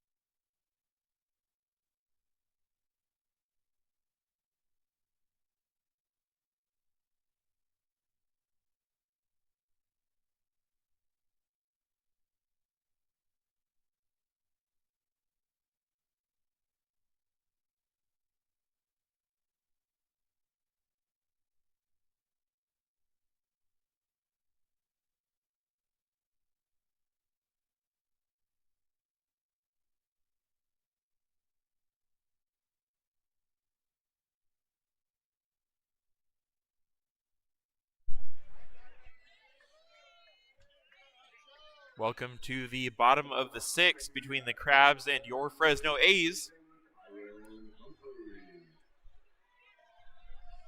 Kyron Humphrey steps in against Nick Causey, who stays out there for the A's. Came in relief of Cooper King and got a pop out and a strikeout. Very good relief work so far, hoping to get another good inning as he throws a ball to Humphreys. Humphreys, since coming in the game, has struck out, although he only saw 2 pitches because he took over in the middle of the at-bat for the injured Liam Forsyth, and he also walked. Causey throws him another ball. It's 2-0.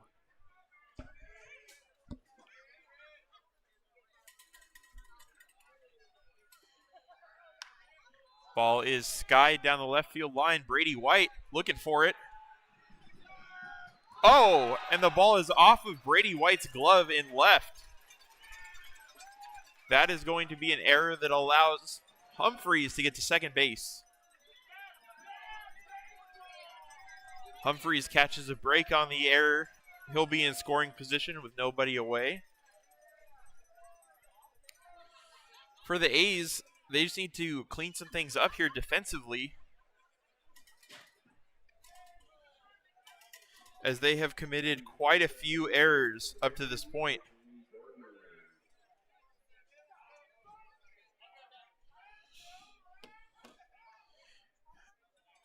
The A's had a high error game a couple games ago, but their last outing against the Aggies, they were very clean defensively and very good.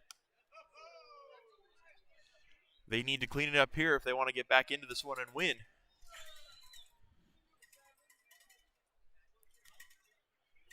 There is a ball to the leadoff hitter, Boardman.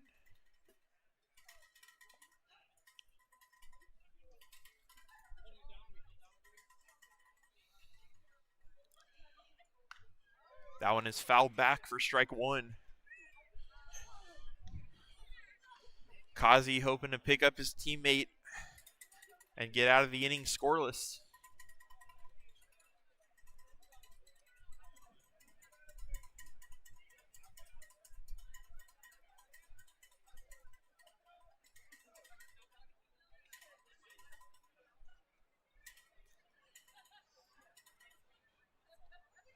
That ball gets away from Gray, and Humphreys is going to get to third.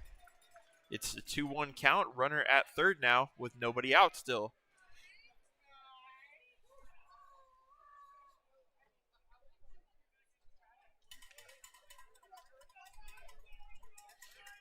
Infield comes in to defend the ground ball.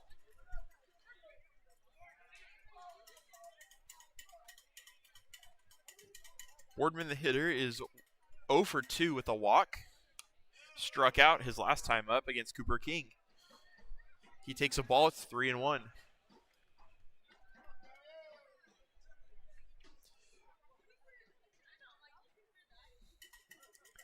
Although not ideal, a walk wouldn't be the worst thing, as it would set up a double play, which the A's have already gotten the Crabs to hit into today.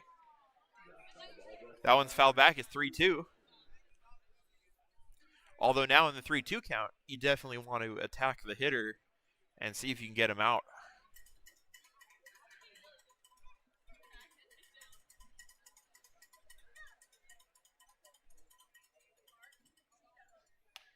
And he does it. That's a swing and a miss. Boardman goes down on strikes for the second time, and Causey gets the out. Good pitching from Nick Causey.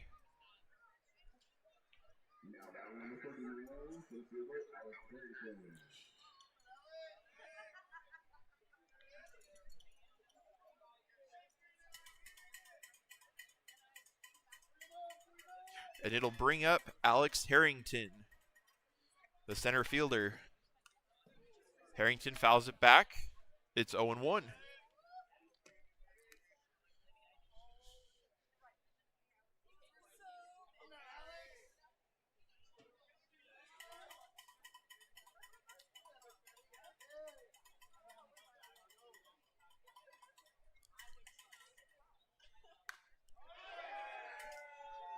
That ball hit out to center. Looks like it'll be deep enough to score. Humphreys is going to try, and he will make it in. It is now 6-0 Crabs over the A's.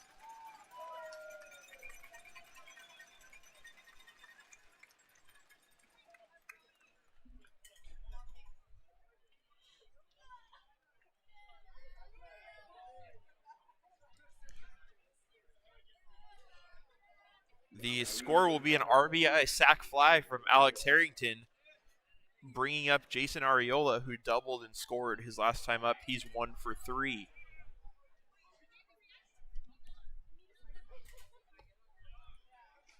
There's a strike.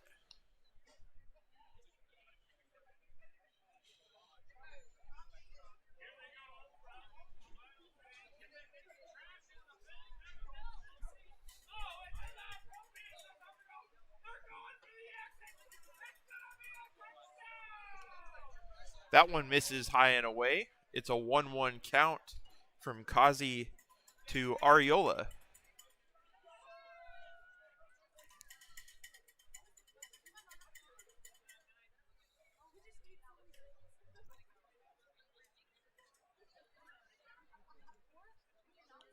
Kazi looks in. He gets ready to throw. Inside pitch, called a ball. That one looked close. Just missed the plate.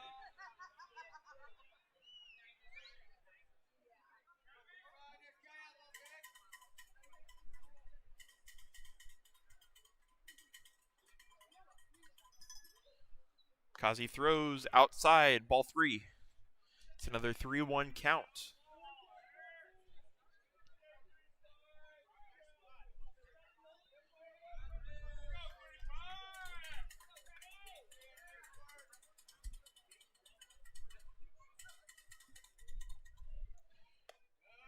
Pitch misses outside, and Arriola takes the walk.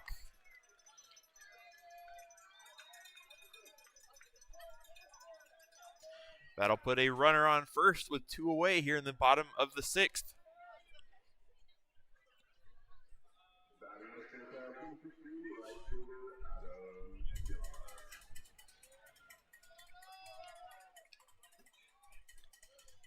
Adam Enyart steps up, the 4-hole hitter, DHing today.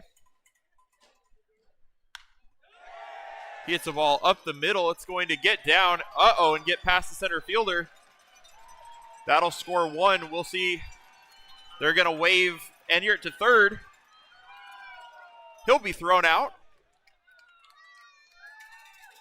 But the run does score. That's going to make it 7-0 as we go into the top of the 7th.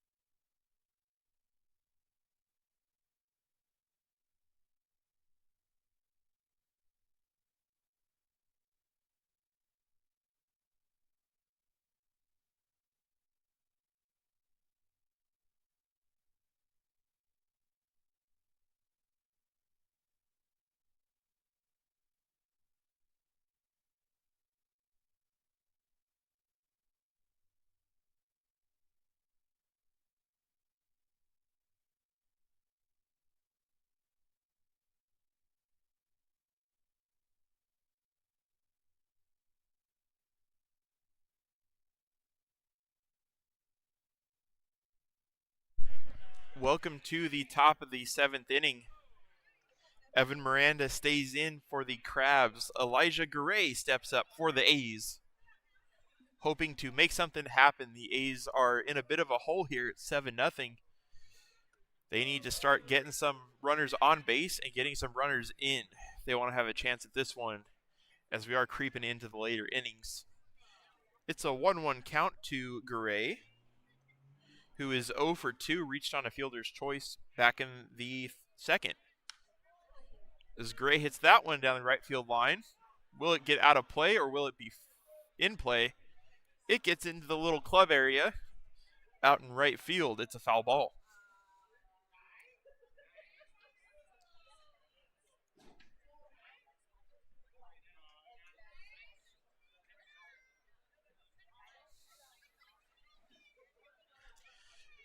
It'll be Garay, Harness, and then Brady White.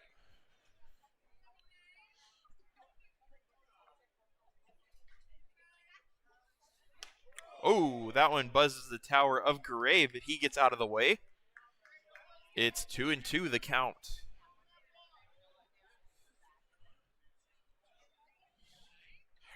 Good matrix moves from Eli Garay to avoid that high fastball. And the next pitch is a breaking ball that gets Garay to swing and miss. It is 1 away.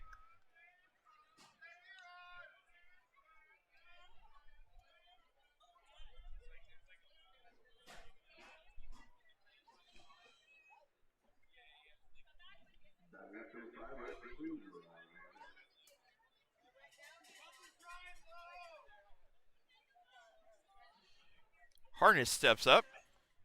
He swings and misses at the first pitch he sees. Harness is 0 for 2 today. Hit a ball hard in the second, but it was right at the pitcher and caught. That one is a called strike 2. Quick 0-2 count from Miranda to Harness.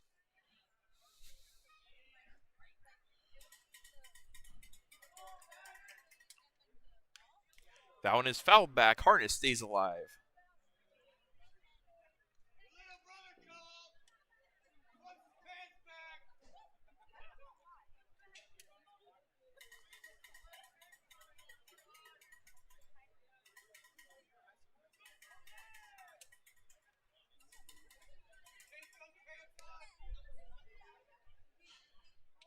That one is high and away.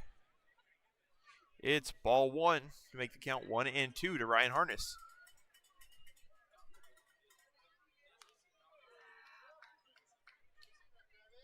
That one is fouled back. Harness battling here, trying to get on. He's fouled a couple away in this 2-strike count. That one misses high.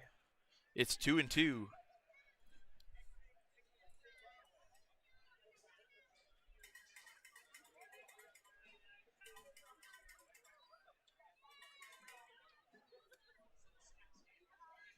That pitch misses, ball 3. Harness working a good count here.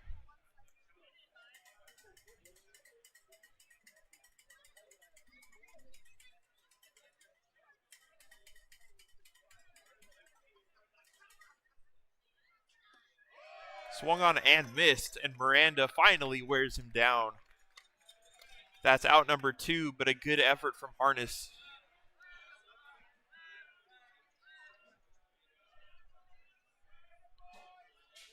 And it'll bring up the A's leadoff hitter, Brady White. White definitely been the most productive hitter for the A's today. He's 2 for 3. He has a double and a single. 2 of the 5 A's hits.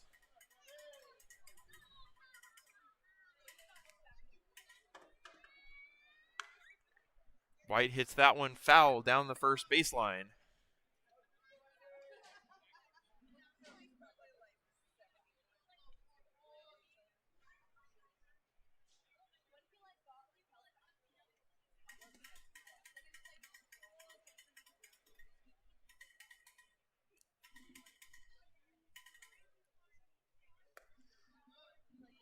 Pitch is low. It's 1-1.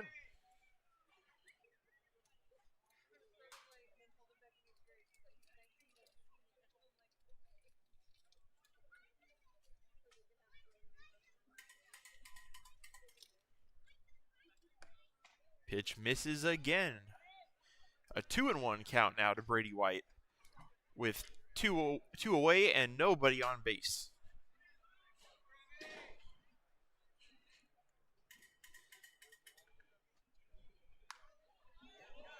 That ball popped way up down the first base line. It's going to get into the seats for a souvenir.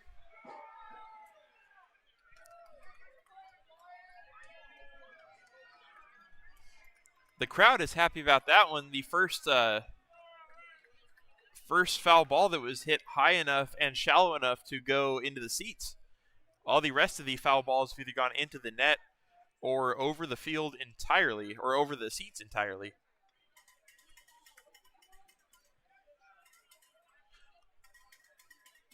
Brady White, a man of the people right here. It's a 2-2 count. Takes that one. It's a ball. It's 3-2. Back-to-back full counts for the A's.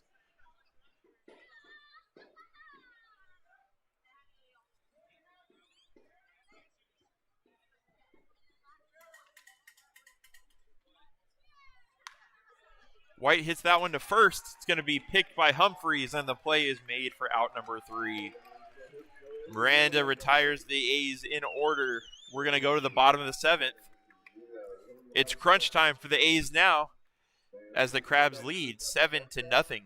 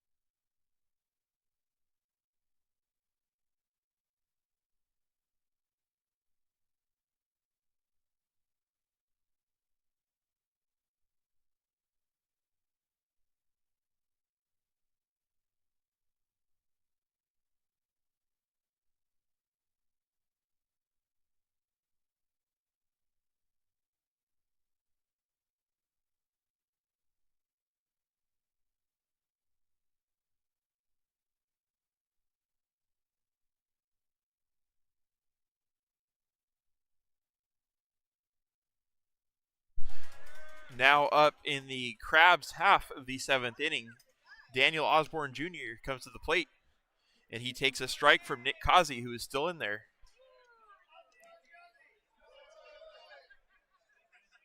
Kazi, 2 runs scored on his watch last inning, but they both were unearned, I believe. I don't think either one of them are an earned run from Kazi. Scored on a couple errors. Kazi, all things considered, has been very solid here today in his inning and 2/3 of work.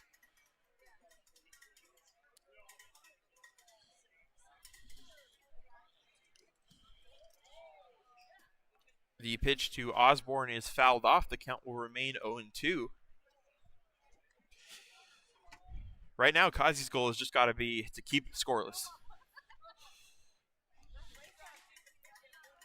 Don't make this deficit any bigger than it already is. A's still have 2 outs to make some magic, or 2 innings to make some magic happen, as that one is singled into center field for a base hit.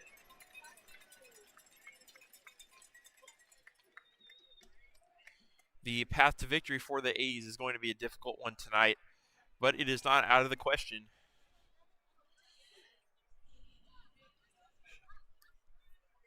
Stranger things have happened,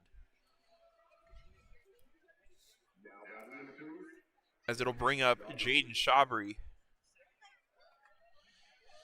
Shabry has definitely been the most dangerous hitter today for the Crabs. He's 3 for 3 with a double and 2 singles and an RBI. The only Crab who has 3 hits today. That pitch misses. It's a 2-0 count to Shabry. Let me update our scoreboard. Got a runner on first and a 2-0 count.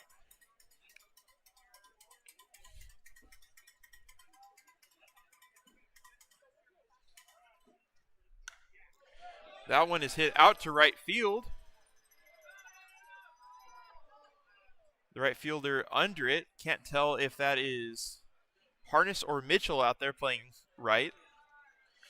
But whoever it is, the out is made on the nice grab with the warning track. It's a long out number 1, but an out number 1 nonetheless.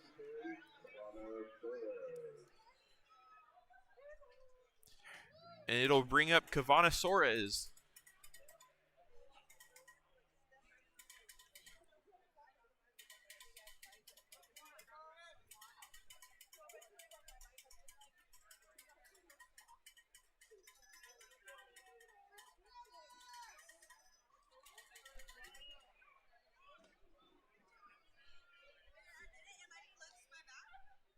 That pitch misses. It's a 1-1 count.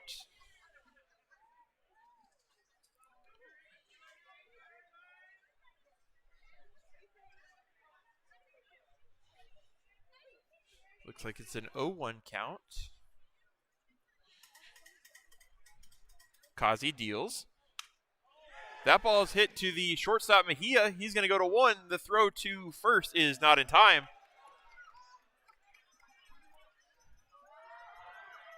Oh, let's go. What a play by Eli Garay, the catcher. Backed up the throw as it got past Kinzel. The runner turned to go to second, and Garay ran him down to get the double play. That's a 6. If it hit the glove of Kinzel, I think that goes down as a 6-3-2 double play. Or 6-4-3-2, actually, on the feet of the second baseman, Gonzalez.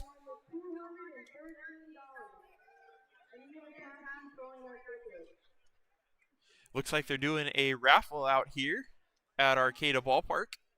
We will head to the A's half. It's going to be the top of the 8th. The A's have a lot of work to do. We'll see what they can make happen here.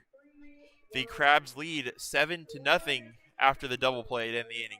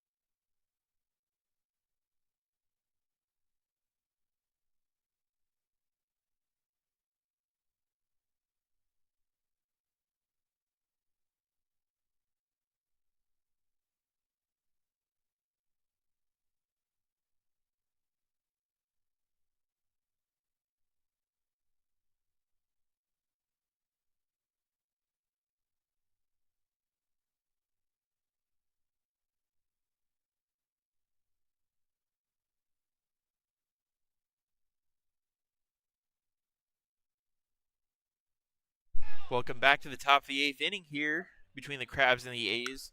Ned Cheklich comes in and hits a ball off of the mound that takes a very unlucky bounce to the shortstop.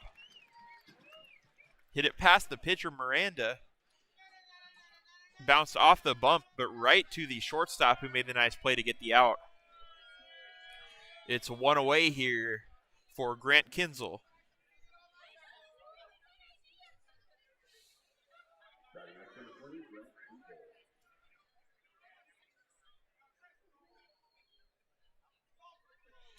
See what Kinzel can make happen with one away. He takes a ball outside.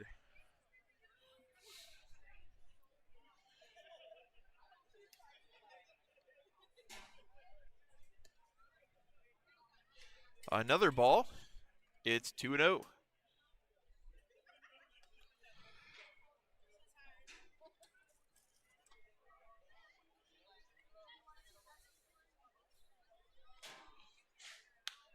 That ball is chopped to short. It's going to be the third baseman who kicks it around, and Kinzel is going to reach.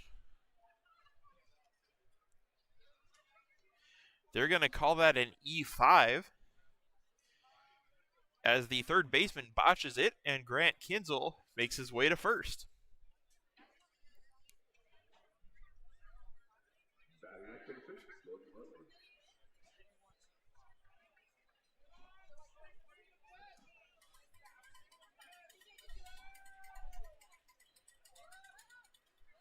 Jordan Hartley steps in. Swings and misses. Hartley been on base all 3 times, as we kind of talked about earlier, in a variety of ways. He has a hit. He's gotten on an error, and he's also been hit by a pitch. As he takes the pitch outside, it's 1-1.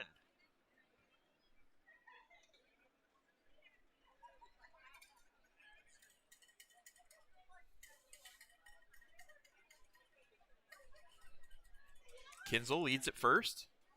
Ball is fouled back by Hartley. It's 1-2.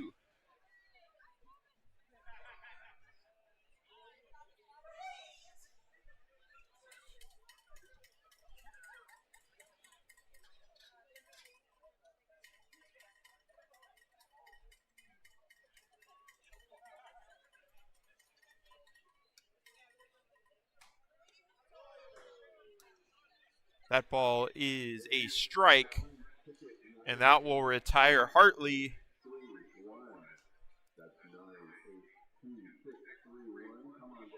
It is going to be Scott Mitchell, the hitter. He is playing right now.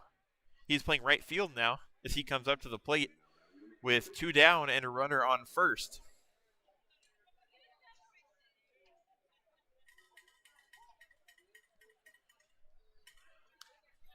The pitch is foul back.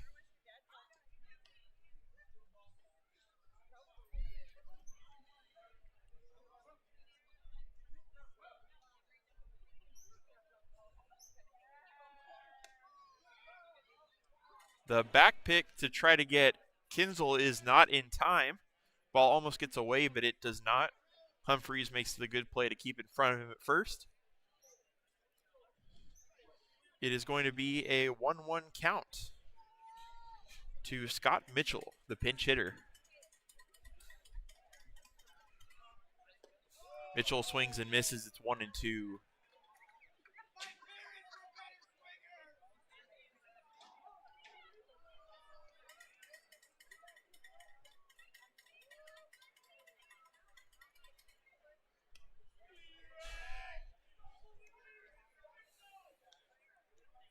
That one misses high and away. It's 2-2 to Scott Mitchell.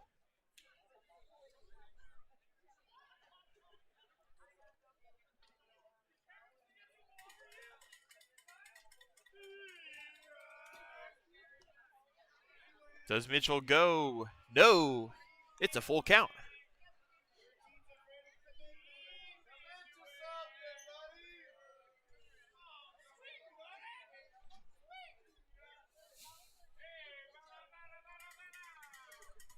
Kinzel at first. The pitch to Mitchell is hit into right field. Will it get foul? It will, into the A's bullpen. Count remains 3-2.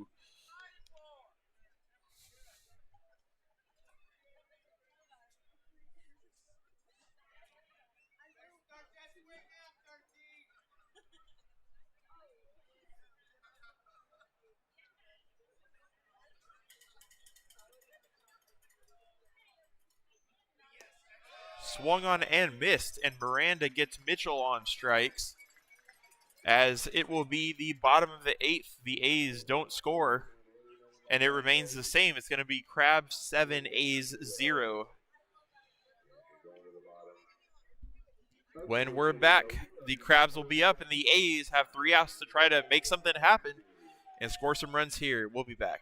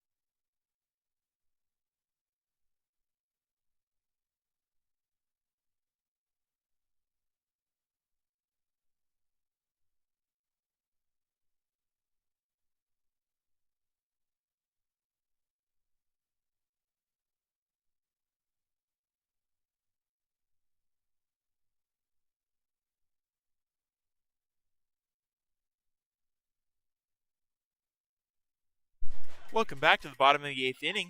You're watching Fresno A's baseball. And Nick Causey remains the pitcher for the A's, as he throws a ball in there to see who's hitting. Did they get a pinch hitter?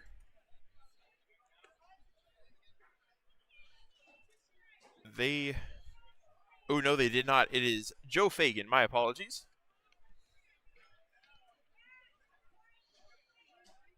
Fagan in a 1-1 count at the moment from Nick Causey, who's in for his 3rd, technically 4th inning of work. Causey hits one to 3rd. The play is made by Cheklich, and the stretch by Kinzel gets the out. Nice play there from both sides, as there is a quick one away.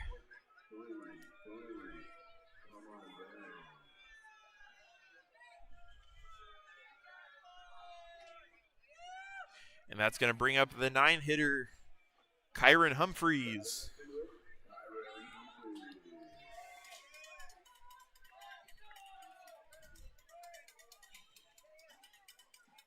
Humphreys is 0 for 2. He's walked. He's also reached and scored on an error.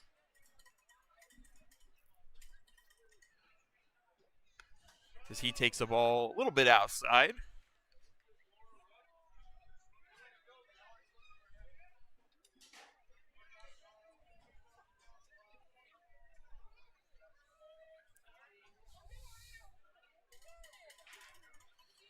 The pitch from Causey is outside again on the breaking ball this time. It's ball 2. Looked like the first one was a fastball.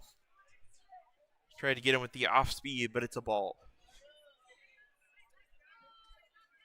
There is one away here with nobody on base.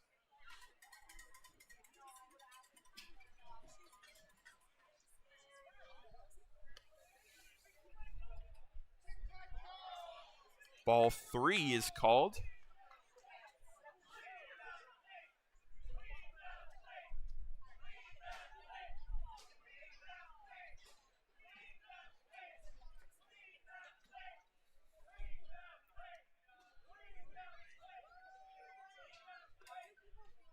There's a strike. It's 3-1.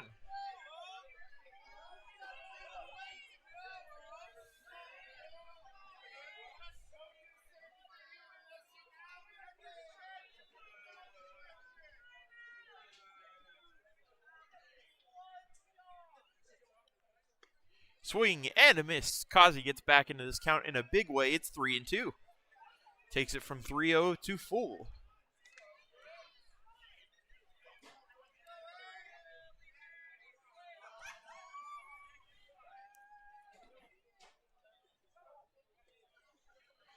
Kazi in his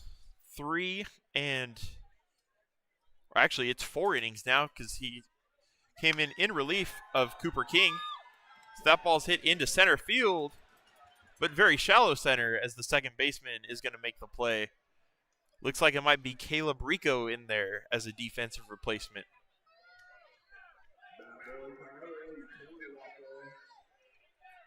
It'll bring up the leadoff hitter, Boardman.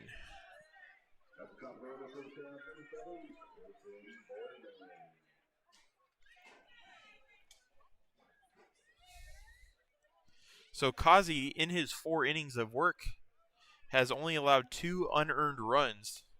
As he throws that one a bit outside, seems to lose his grip on that breaking ball.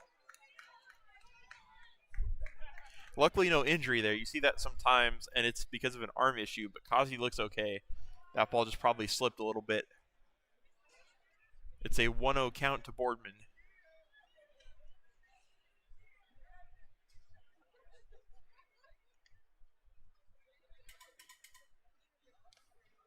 That one is fouled off Garay again. Hopefully he's all right.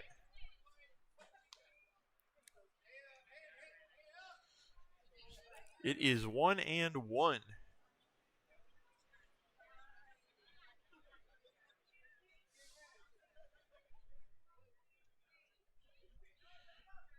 Kazi's pitch. Swung on and foul tipped. It's 1-2.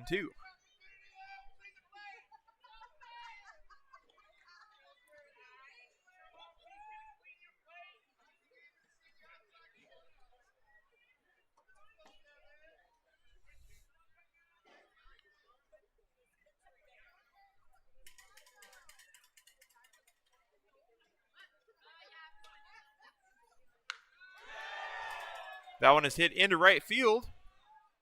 The play is made. A jumping catch at the warning track by Mitchell retires the side in order for the Crabs. It's down the wire for the A's. Can they make it happen? They're down 7-0 as we go into the top half of the ninth. We'll see what happens when we come back.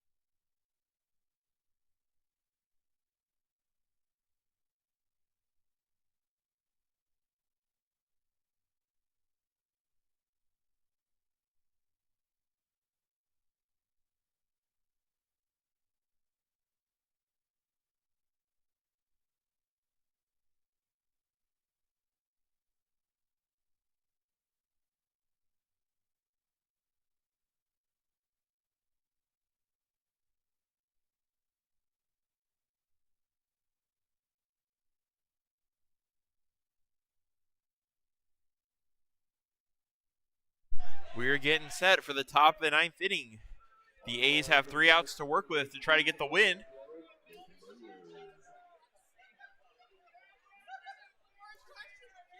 We got a pinch hitter for the A's. It's Landon McNally.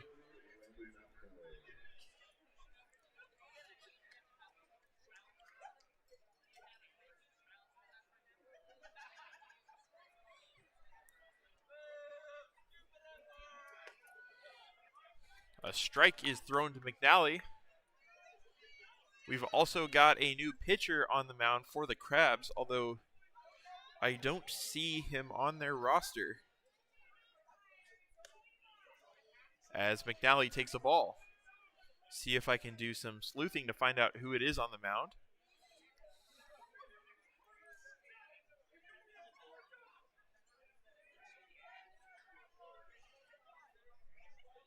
That pitch misses outside.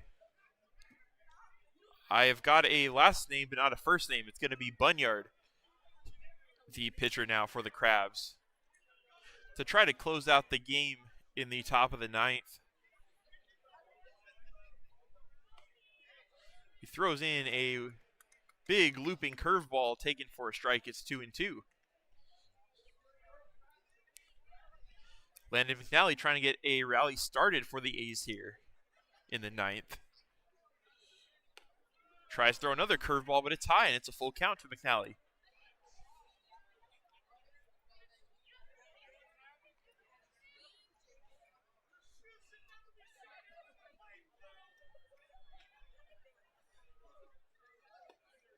That pitch, is close, but called a strike.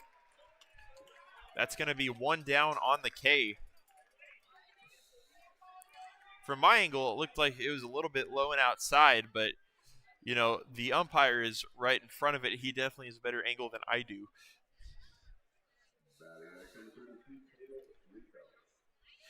And it will bring up Caleb Rico to the plate. He is also pinch hitting here.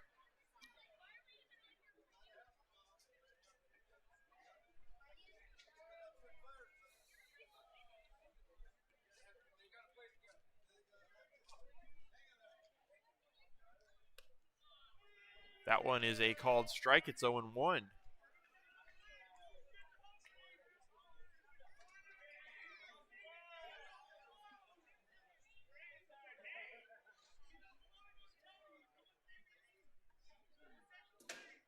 The pitch from Bunyard is fouled off down the right field line from Rico. It's going to get out of play.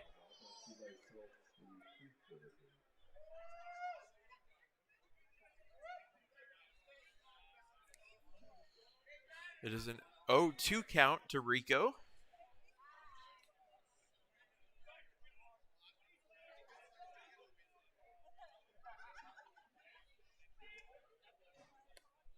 That one misses outside. The count is 1-2.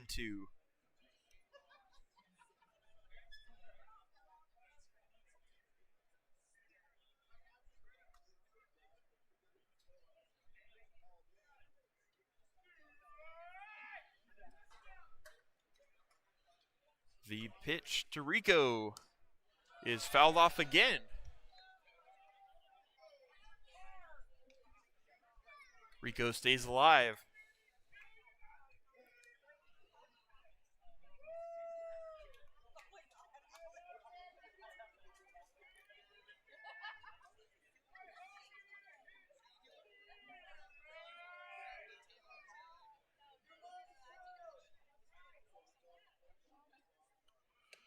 That one misses outside. It's 2-2.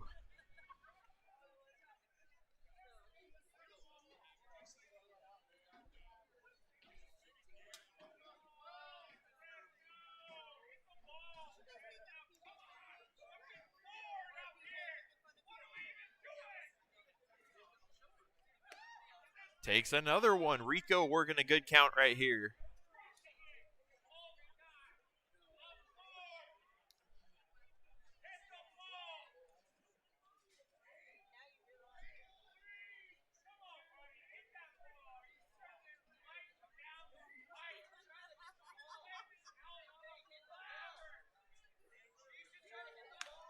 Rico hits that one sharply down the third baseline, but it is foul. Spoils a good pitch, does Rico.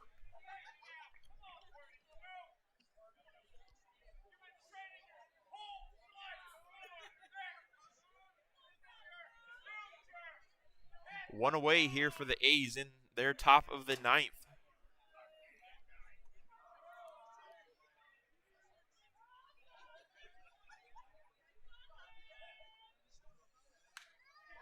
Rico hits that one into right center field. That is going to get down. He's going one, he's going two. They're going to hold him there, and there is a one-out double for Caleb Rico. The A's, for the first time in a while, on the offensive side, have something to cheer about, and that's a big hit from Rico.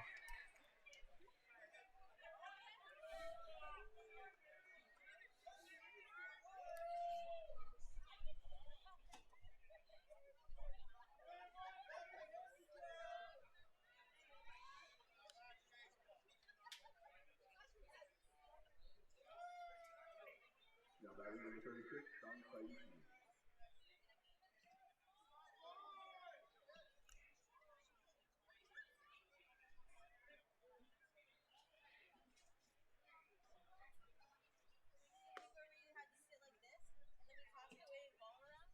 And there is a ball to the new hitter for the A's. I believe it is Sean Saiki. Saiki hits one up into foul territory.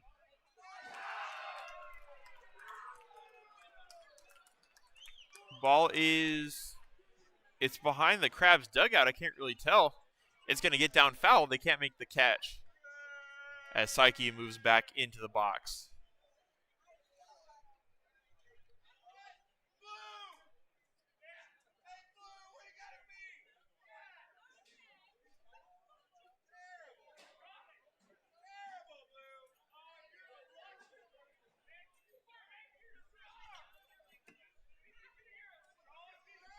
The 1-1 pitch to Saiki is high. It's ball two.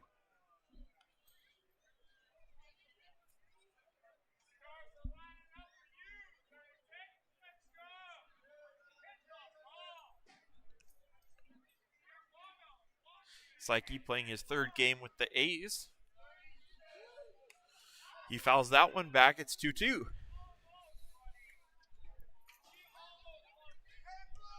Just recently got done with his college season at UMary. He has joined the A's to play. He's primarily been a catcher and a DH.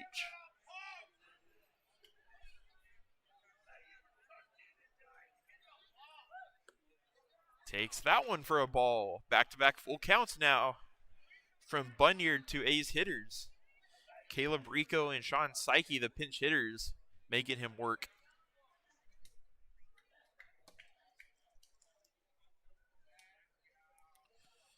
Bunyard throws. That one misses low. Saiki takes the walk. There's runners on first and second with one out.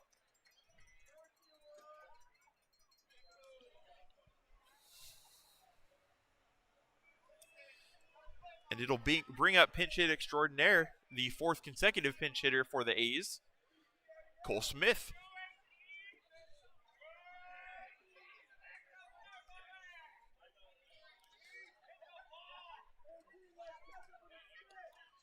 Smith takes the ball outside.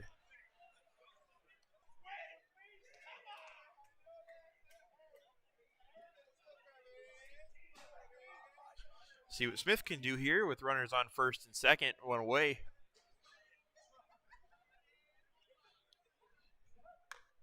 That one is tapped in front of the plate. The play is made, but the runners advance. They're now two down with runners on second and third for the A's.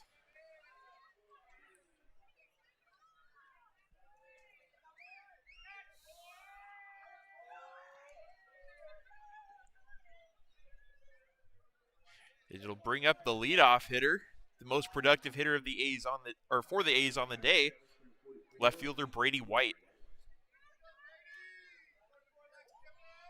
White has 2 hits today. Now would be a good time for his third. If nothing else, to get the A's on the board in the score column or in the run column. See what he can do. The pitch is called a strike. It's 0-1.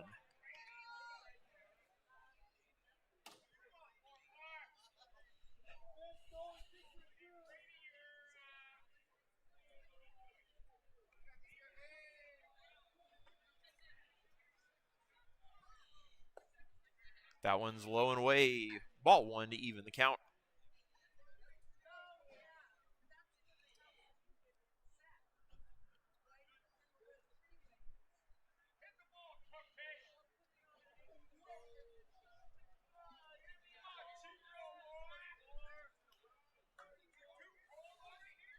Bunyard disengages. He steps off and steps back onto the mound.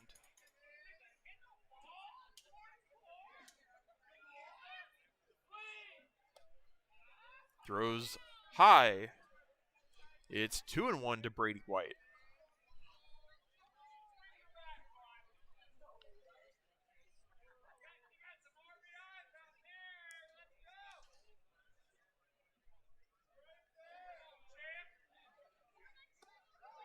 That one is a called strike. It's 2-2.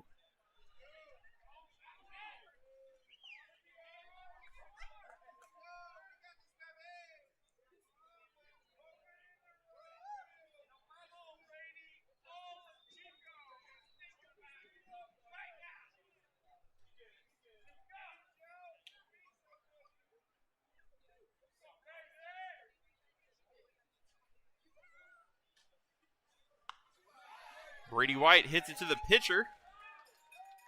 And the play is made. White hustles it out, but he will not make it in time. And unfortunately, that means that the Fresno A's will lose tonight's game to the Crabs by a score of 7-0. Have a great evening, drive safely, and go Crabs, go.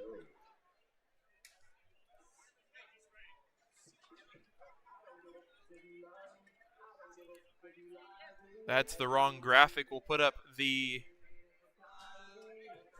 final score for you today. The Crabs beat the A's by a score of 7-0. The line for the Crabs was 7 runs on 10 hits and 2 errors. The final line for your Fresno A's was no runs on 6 hits and 7 errors. And I think that's got to be the story of the game today, because out of those 7 runs, I think only 3 or 4 of them were earned. It was a lot of, let's just say, not ideal defense for the A's today. They made some mistakes, and they need to clean it up next game to try to even up the series. It's only a 2-game series here against the Crabs. They're trying to take one at least. The Crabs are a very good team, and the A's couldn't pull it off today. Just need to play some cleaner baseball, and they should be fine. We play the Crabs tomorrow at 7 p.m., and then will be a travel day on Thursday as the A's head up to Medford, Oregon for a 3-game set against the Rogues. I will be live streaming all of those games, the one tomorrow night and the 3 in Medford, before we head back next week. Let me get a confirmation on the date that we do come back to Fresno and Chansey Park.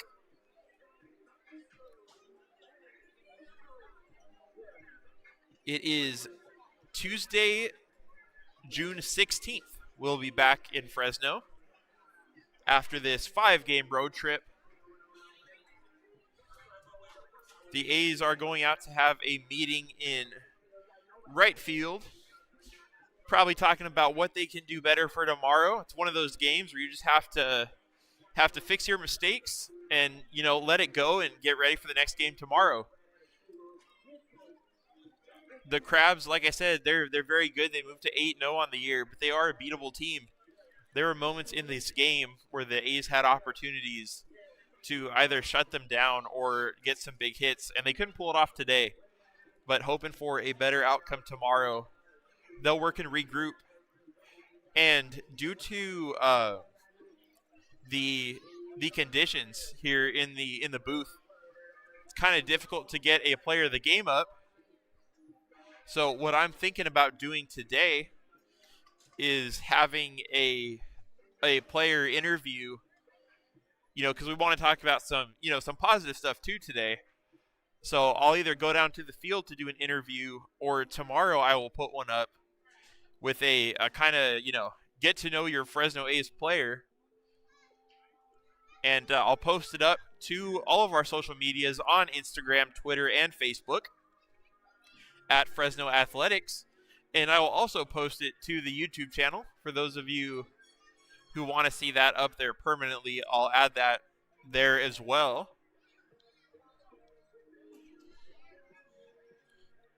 So as we get to wrap up here, and the A's are about to wrap up, they will head back, work on some stuff, and be back and hopefully better than ever tomorrow for their second game of the series against the Humboldt Crabs.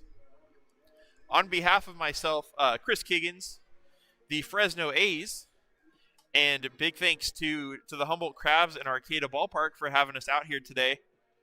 It's a really nice stadium, really cool atmosphere as well.